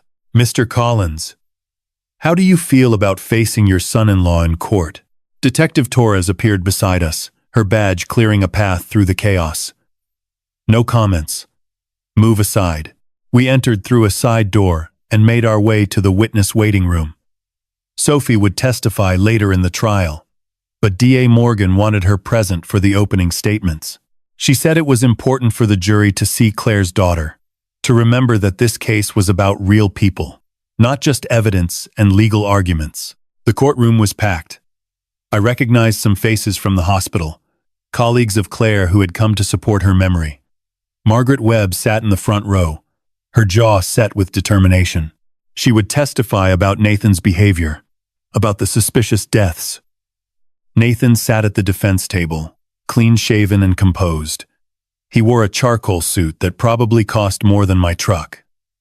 Victor Hale sat beside him, shuffling papers with practiced confidence. Judge Harrison called the court to order. This is case number 24-7932, the State of Maine versus Nathan James Reed. Mr. Reed is charged with 4 counts of first-degree murder. Is the prosecution ready? DA Patricia Morgan stood. Ready, Your Honor. Is the defense ready? Victor Hale rose with a smile. Ready, Your Honor. Very well. Miss Morgan, you may deliver your opening statement. Patricia Morgan walked to the center of the courtroom, positioning herself where both the jury and the gallery could see her clearly.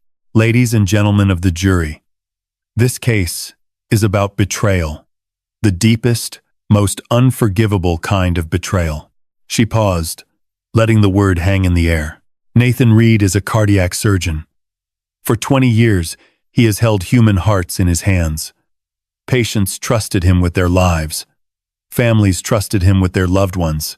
And he used that trust to commit murder. Morgan clicked a remote, and a photograph appeared on the screen. Eleanor Price, smiling in a garden filled with roses. Eleanor Price was 78 years old. She was a retired schoolteacher, a grandmother of 6, a woman who spent her retirement volunteering at the local library. She came to Dr. Reed for a routine heart procedure. 6 weeks before her surgery, she changed her will, leaving $2.8 million to a charitable foundation controlled by the defendant. She died on the operating table. Another click. Thomas Whitfield. In a business suit, Thomas Whitfield was 65. A successful businessman, a father of 3, a man who coached Little League baseball every Saturday. He also changed his will before his surgery, $1.5 million. He also died on the operating table. Click. James Morrison, holding a fishing rod. James Morrison was 70, a retired accountant who loved fishing and crossword puzzles. $3.2 million. Dead on the operating table. Morgan turned to face the jury directly. The defense will tell you these were tragic coincidences. That heart surgery is risky. That sometimes patients die despite the best efforts of their doctors. But the evidence will show that Nathan Reed injected these patients with potassium chloride, a compound that stops the heart instantly and is nearly undetectable in cardiac patients. She walked slowly past the jury box. The evidence will show that Nathan Reed forged their wills using a corrupt attorney named Gerald Hoffman. When Hoffman became a liability, Nathan Reed killed him too, staging a car accident to cover his tracks. Morgan stopped in front of Nathan's table. He met her gaze without flinching, and when his wife Claire discovered what he had done, when she gathered evidence and prepared to expose him, Nathan Reed strangled her in their living room. He wrapped her body in plastic and stored her in a freezer at his family's cabin. He left his own daughter, 9-year-old Sophie, hiding in a secret room for 8 days, alone and terrified. I felt Sophie tremble beside me. I squeezed her hand. The evidence in this case is overwhelming. Financial records, forged documents, DNA evidence, and the testimony of a brave little girl who witnessed her father's crime. Morgan returned to her table and picked up a photograph of Claire. My daughter smiled out at the courtroom, frozen forever, at 38. Claire Reed was a nurse. She spent her life saving others. In the end, she gave her life to stop a killer. The state asks you to honor her sacrifice. Find Nathan Reed guilty on all counts. Morgan sat down. The courtroom was silent. Judge Harrison turned to the defense table. Mr. Hale, your opening statement.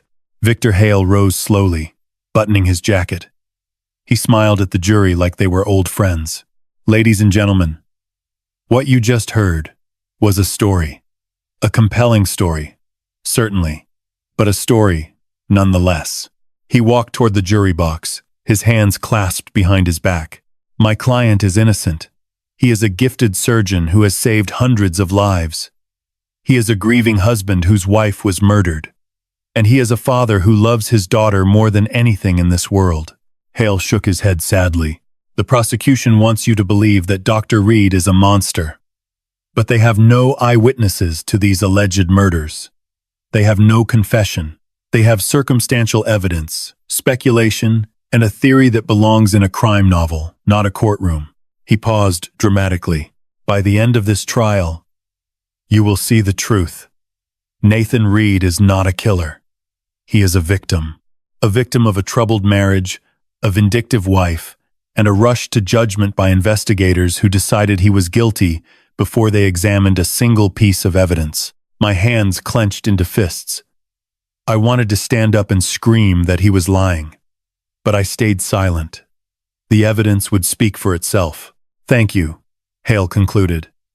We trust you will reach the only just verdict. Not guilty. He sat down. Nathan nodded approvingly. Judge Harrison checked his watch.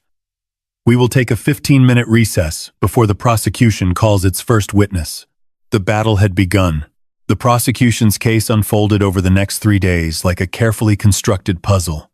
Each witness added another piece, another layer of truth that buried Nathan Reed deeper. Detective Rachel Torres took the stand first. She walked the jury through the investigation, from Claire's disappearance to the discovery of her body at Frozen Lake. She described the hidden room where Sophie survived, the USB drive filled with evidence, the forensic analysis of the crime scene.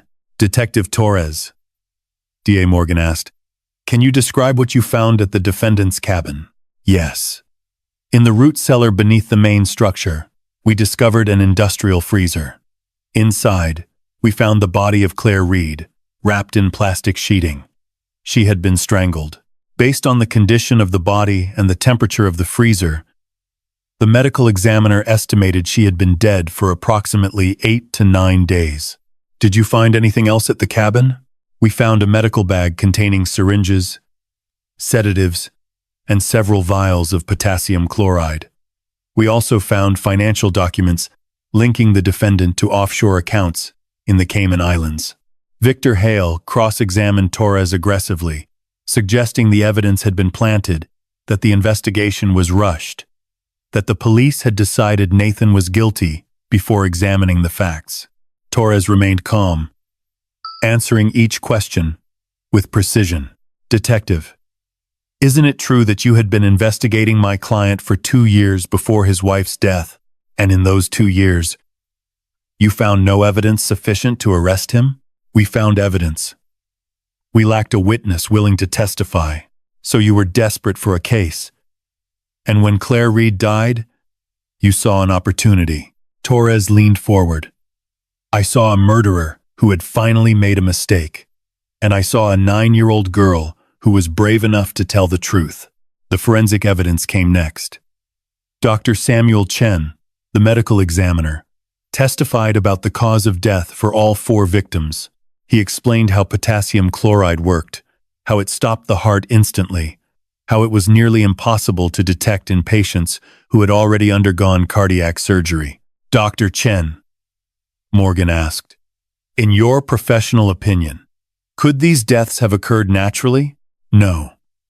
The concentration of potassium chloride found in the tissue samples was far beyond any therapeutic dose. These patients were murdered. Margaret Webb testified about Nathan's behavior at the hospital, about Claire's growing fear, about the suspicious pattern of wealthy patients dying on his operating table.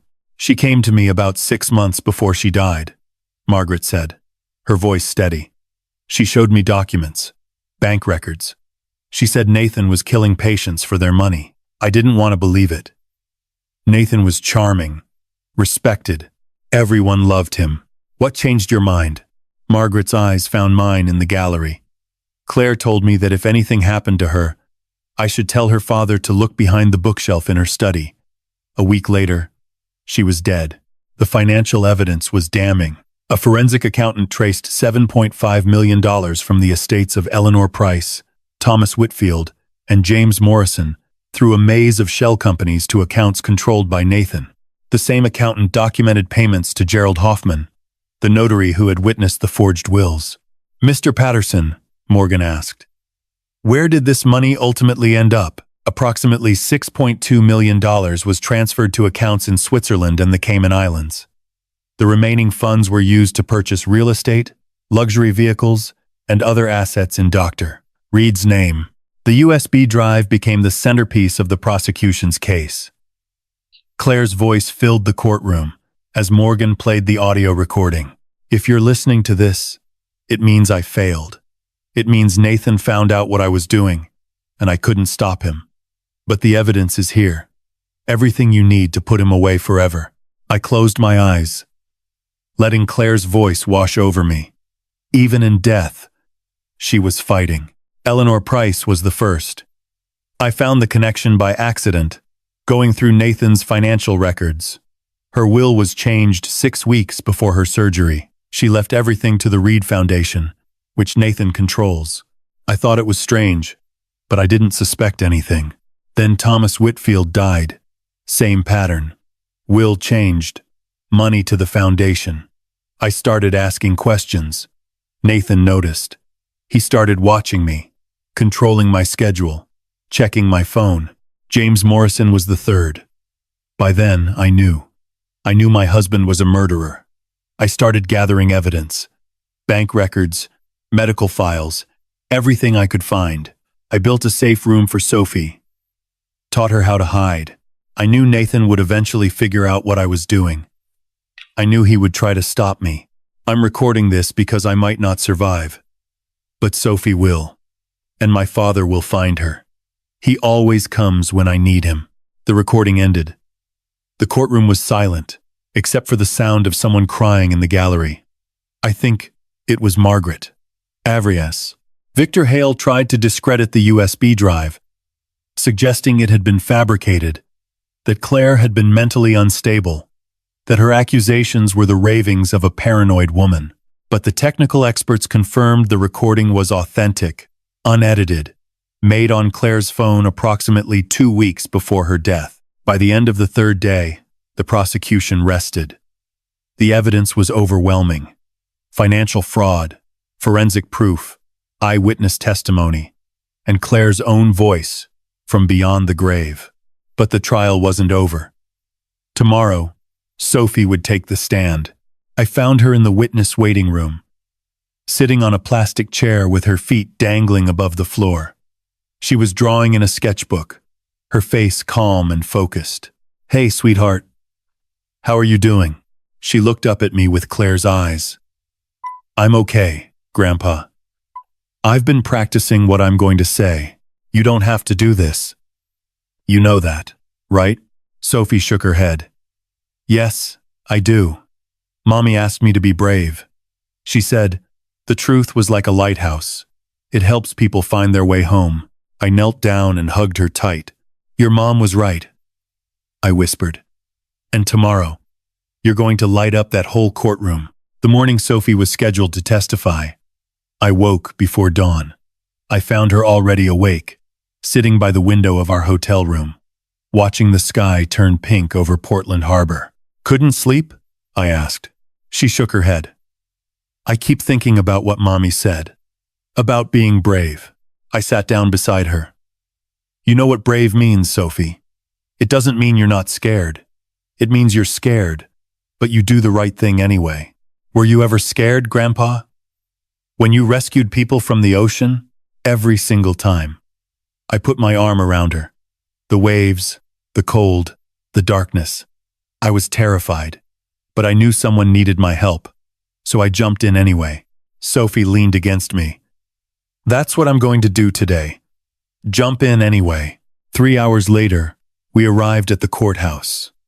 The crowd outside had doubled since the trial began. Everyone wanted to see the little girl who would testify against her own father. Dr. Elizabeth Warren, the child psychologist assigned to the case, met us in the witness waiting room. She was a kind woman in her 50s, with a gentle voice and patient eyes. "Sophie, remember what we talked about. Take your time. If you need a break, just tell me. And if you don't know the answer to a question, it's okay to say so. Sophie nodded. I remember. Your grandfather will be in the courtroom the whole time. Just look at him, if you need strength. The bailiff appeared at the door. They're ready for you. Sophie stood up and smoothed her blue dress. Claire had bought it for her last Easter.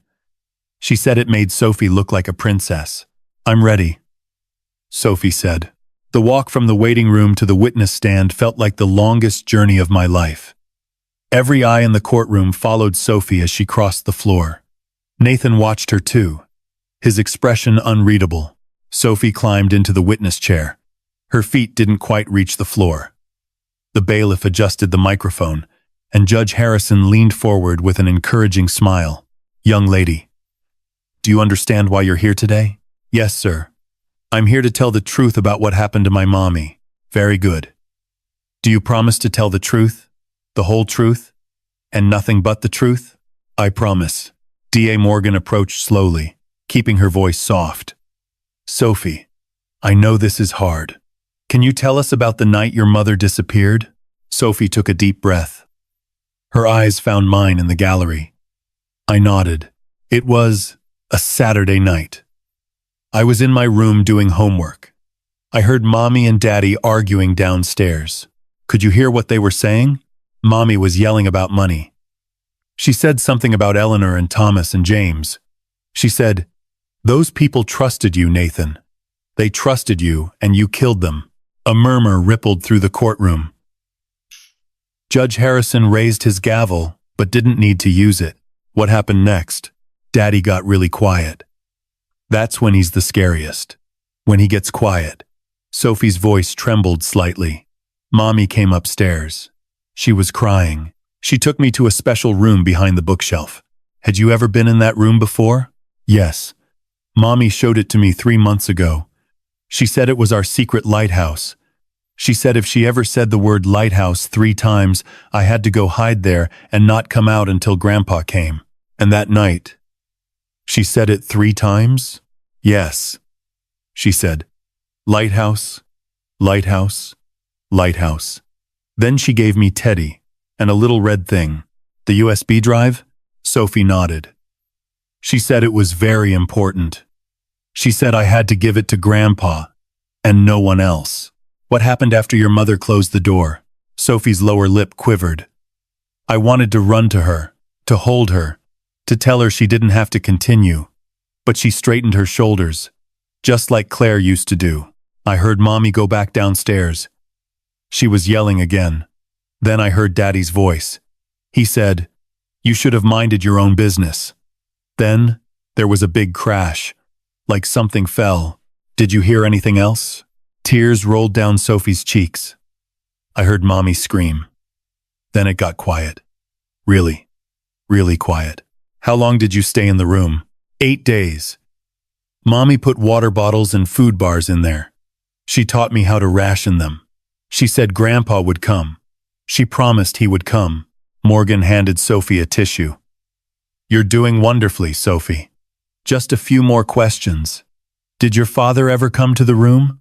He tried. I heard him moving the bookshelf, but he couldn't find the latch. He was cursing and throwing things. Then he left. And he never came back? No. It got really quiet after that. I was so scared. I thought maybe everyone forgot about me. Sophie wiped her eyes. But then I heard Grandpa's voice. He was calling my name, and I knew everything would be okay. Morgan turned to the jury. No further questions, Your Honor. Victor Hale rose slowly. I tensed.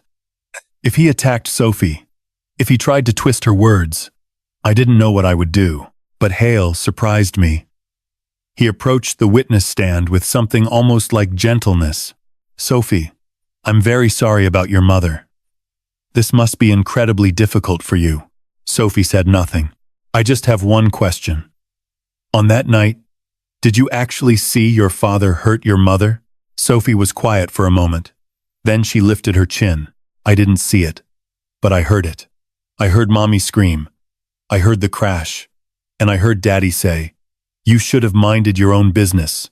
I know what happened. I know what he did. Hale nodded slowly. No. Further questions. Sophie climbed down from the witness stand and walked straight to me. I caught her in my arms, holding her tight, while she finally let herself cry. You did it, I whispered. You did it, sweetheart. Your mom would be so proud. Behind us, I could feel Nathan's eyes burning into my back, but I didn't turn around. The lighthouse had done its job. The defense called Nathan Reed to the stand. It was a gamble. Victor Hale had spent the entire trial trying to create reasonable doubt, poking holes in the prosecution's evidence, suggesting alternative explanations. Putting Nathan on the stand meant exposing him to cross-examination, but Hale was running out of options. And Nathan insisted. Nathan walked to the witness stand like he was strolling into a charity gala. His suit was immaculate, his hair perfectly styled, his smile warm and practiced. He placed his hand on the Bible and swore to tell the truth without a flicker of hesitation. Dr. Reed, Hale began, you've heard the accusations against you. How do you respond? Nathan shook his head sadly. It's devastating. I loved Claire. I loved her more than anything. The idea that anyone could think I would hurt her. He paused, his voice catching. It's unbearable. Can you tell us about your relationship with your wife? We had our difficulties, like any couple. Claire struggled with anxiety and paranoia, especially in the last year. She became convinced that something was wrong at the hospital, that patients were dying under suspicious circumstances. I tried to get her help, but she refused. I clenched my fists.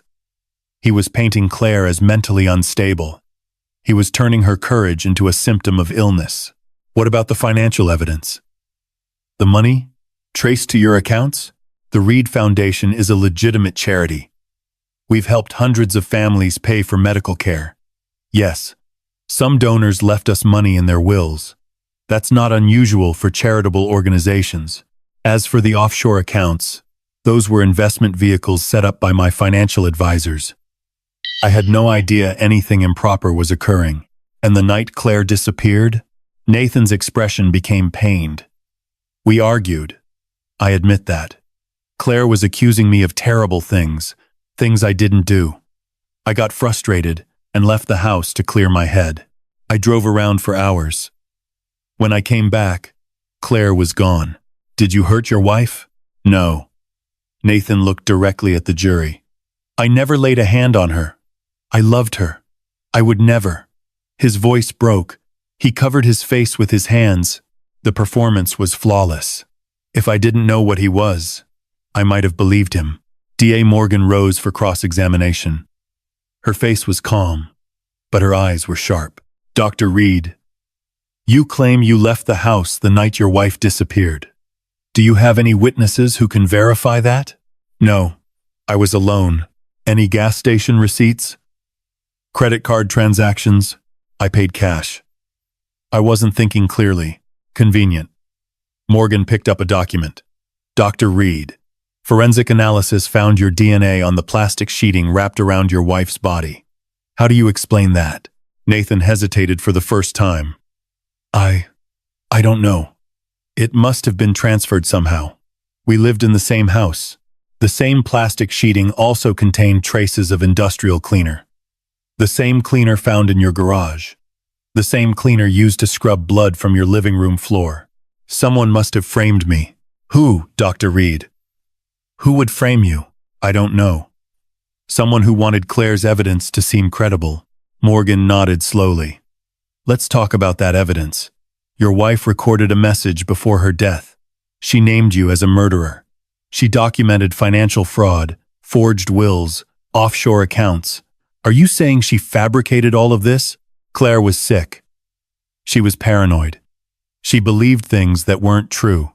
Dr. Reed, your daughter testified that she heard you say, "You should have minded your own business," right before your wife screamed. Did you say that? Nathan's jaw tightened. Sophie was traumatized. She was hiding in a dark room for 8 days. Her memory can't be trusted. So your 9-year-old daughter is lying? She's confused.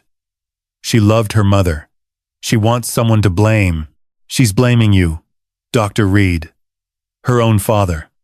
Why would she do that if you were innocent? I don't know. Nathan's voice rose. Maybe someone coached her. Maybe she's telling the truth.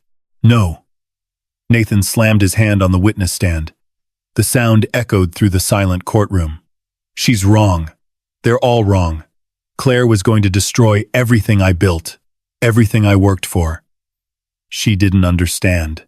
Nathan stopped. The color drained from his face. He realized what he had said. Morgan stepped closer. She was going to destroy everything you built? Is that why you killed her, Dr. Reed? I didn't mean. You said Claire was going to destroy everything. What exactly was she going to destroy? Nathan looked at Victor Hale, desperate. But there was nothing Hale could do. I want to stop, Nathan said. I'm done testifying. You're under cross-examination, Dr. Reed. You don't get to stop because you made a mistake. Judge Harrison leaned forward. Answer the question, Dr. Reed. Nathan's mask crumbled. His charming smile twisted into something ugly, something desperate. You don't understand, he hissed. Those patients were dying anyway. They were old, sick, useless. I gave their money meaning. I did more good with that money than they ever would have. Claire couldn't see that. She was going to ruin everything because she couldn't understand the bigger picture. The courtroom erupted. Judge Harrison banged his gavel repeatedly. Order! Order in the court! Nathan kept talking, his voice rising to a shout. I saved lives. Hundreds of lives. What's 3 old people compared to that? What's one woman who couldn't keep her mouth shut? 2 bailiffs rushed forward and restrained Nathan as he tried to stand. He was still shouting as they dragged him from the witness stand. This is wrong. I'm a hero. I'm a hero. The doors closed behind him, cutting off his screams. I looked at Sophie. She was pale, her eyes wide, but she wasn't crying. She was watching the door where her father had disappeared. He's not my daddy, she whispered. Not anymore. I pulled her close. No, sweetheart. He's not. The trial was effectively over. The jury deliberated for less than 4 hours. I spent those hours in the courthouse cafeteria with Sophie, drinking bad coffee and pretending to read a magazine. Sophie worked on her sketchbook, drawing lighthouses and ocean waves with colored pencils. Neither of us talked much. There wasn't anything left to say. Detective Torres stopped by around noon. How are you holding up? Waiting is the hardest part, I said. It won't be long now. After that outburst, I can't imagine the jury needs much time. She was right. At 2:37, the bailiff appeared in the cafeteria doorway. They've reached a verdict. The courtroom filled quickly. Reporters crammed into every available seat. Margaret Webb sat behind me, her hand on my shoulder. Detective Torres stood against the back wall, arms crossed. Nathan was led in through a side door. He looked different now. The polished facade was gone, replaced by something hollow and desperate. His hair was disheveled, his suit wrinkled. He didn't look at anyone as the bailiffs guided him to his seat. Judge Harrison entered, and everyone rose. Please be seated. The judge turned to the jury box. Has the jury reached a verdict?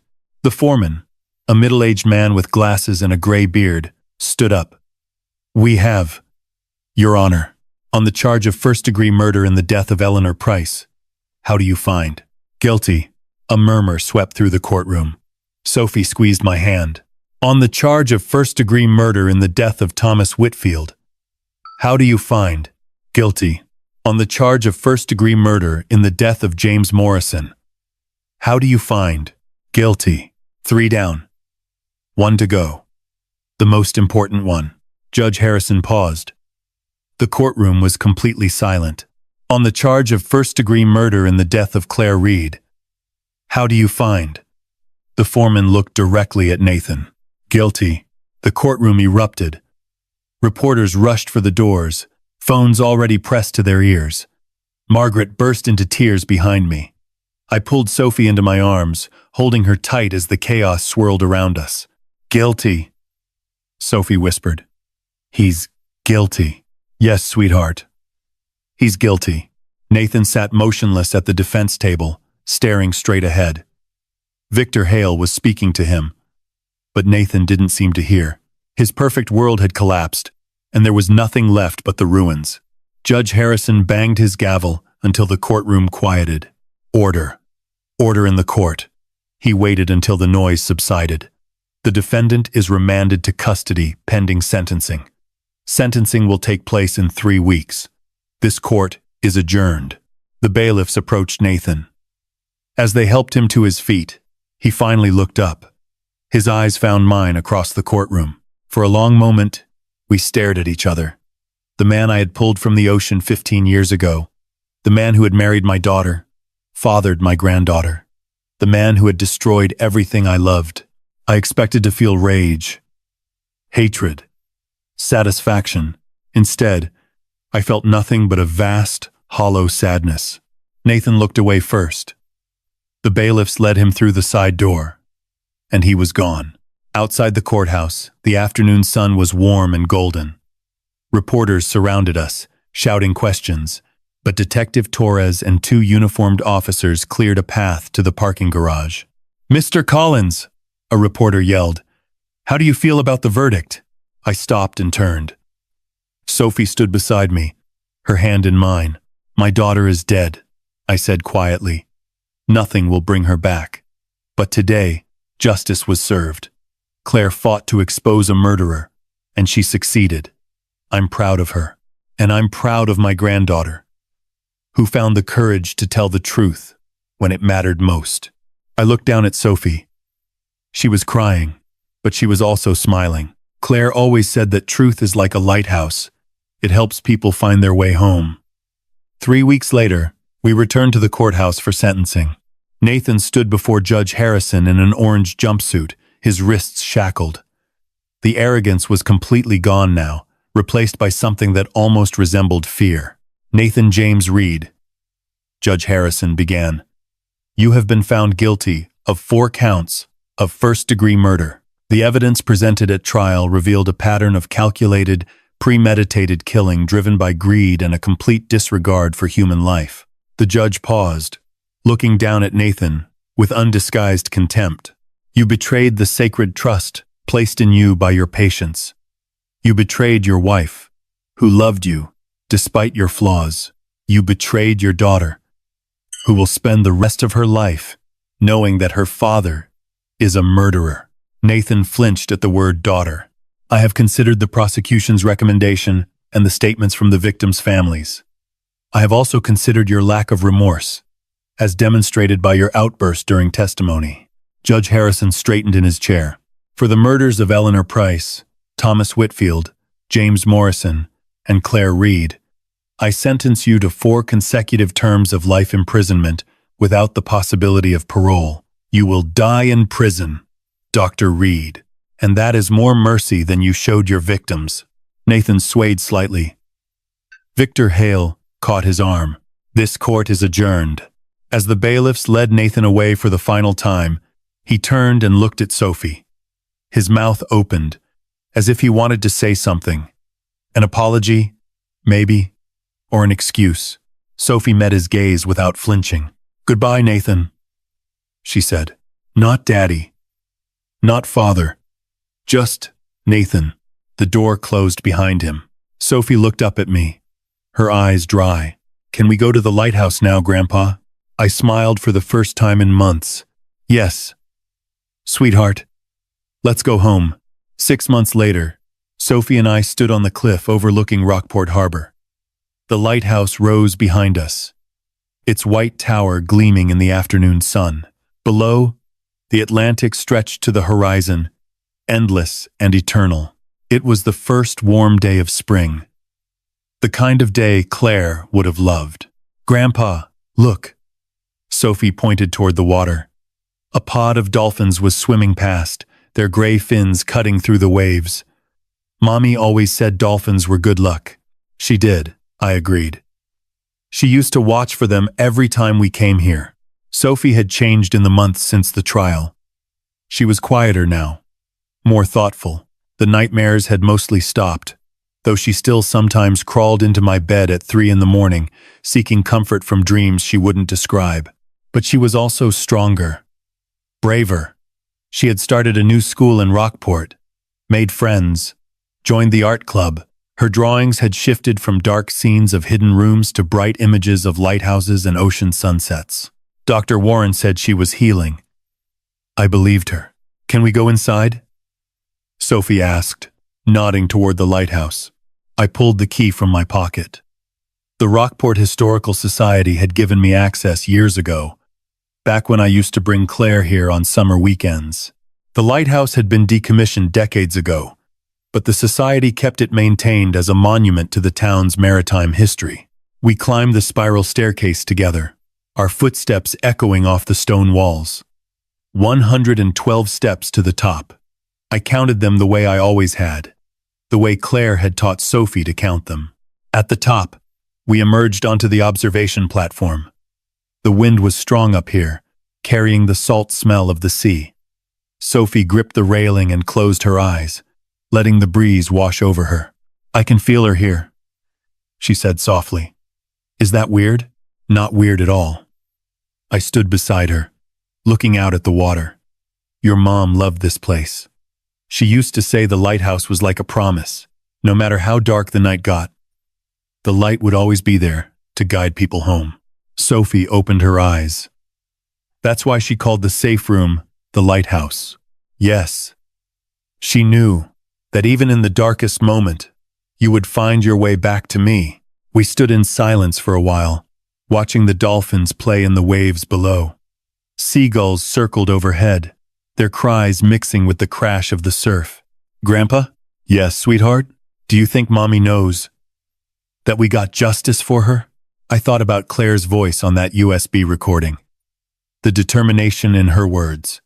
The love she had poured into protecting her daughter, even knowing it might cost her everything. I think she knows, I said. I think she's proud of you. You were so brave, Sophie. You told the truth when it mattered most. You honored her memory in a way that words can never describe. Sophie reached into her jacket pocket and pulled out a folded piece of paper. I wrote her a letter. Can we send it to her? Of course. Sophie unfolded the paper. Her handwriting was neat and careful, the letters round and deliberate. Dear Mommy, she read aloud. It's been 6 months since you went to heaven. I miss you every day. I miss your laugh and your hugs and the way you used to sing in the kitchen when you thought no one was listening. Her voice wavered. I was scared when I had to talk in court, but I remembered what you said about being brave. I remembered that the truth is like a lighthouse. So I told the truth, and the bad man went to jail forever. He can't hurt anyone else now. Sophie wiped her eyes. I live with Grandpa in Rockport now. We can see the ocean from our house. Grandpa is teaching me how to swim and how to fish and how to read the tides. He says you used to love doing those things when you were little. I'm okay, Mommy. I still have bad dreams sometimes, but Grandpa is always there when I wake up. He makes me hot chocolate and tells me stories about you. He says you were the bravest person he ever knew. I want to be brave like you. Sophie folded the letter and looked at me. What do we do now? I reached into my own pocket and pulled out a small glass bottle. We send it to her. Sophie rolled the letter tightly and slipped it into the bottle. I corked it and handed it back to her. Your mom always believed that the ocean connected everything. Every shore, every heart. She said that if you trusted the waves, they would carry your message wherever it needed to go. Sophie held the bottle against her chest for a moment. Then, she drew back her arm and threw it as far as she could. The bottle arced through the air and splashed into the water below. For a moment, it bobbed on the surface. Then a wave caught it and carried it out toward the horizon, toward the endless blue. Goodbye, Mommy, Sophie whispered. I love you. I put my arm around her, and we watched until the bottle disappeared from sight. The sun was beginning to set, painting the sky in shades of orange and pink. The lighthouse's shadow stretched across the cliff, like a protective arm. Grandpa, I think I'm going to be okay. I pulled her closer. I know you are. Sweetheart, we both are. We stood there until the stars came out. Two survivors holding on to each other against the darkness. Behind us, the lighthouse stood tall and steady, its light reaching across the water. Some darkness is too deep for any light to reach, but some light is strong enough to guide you home. Claire had been that light for Sophie.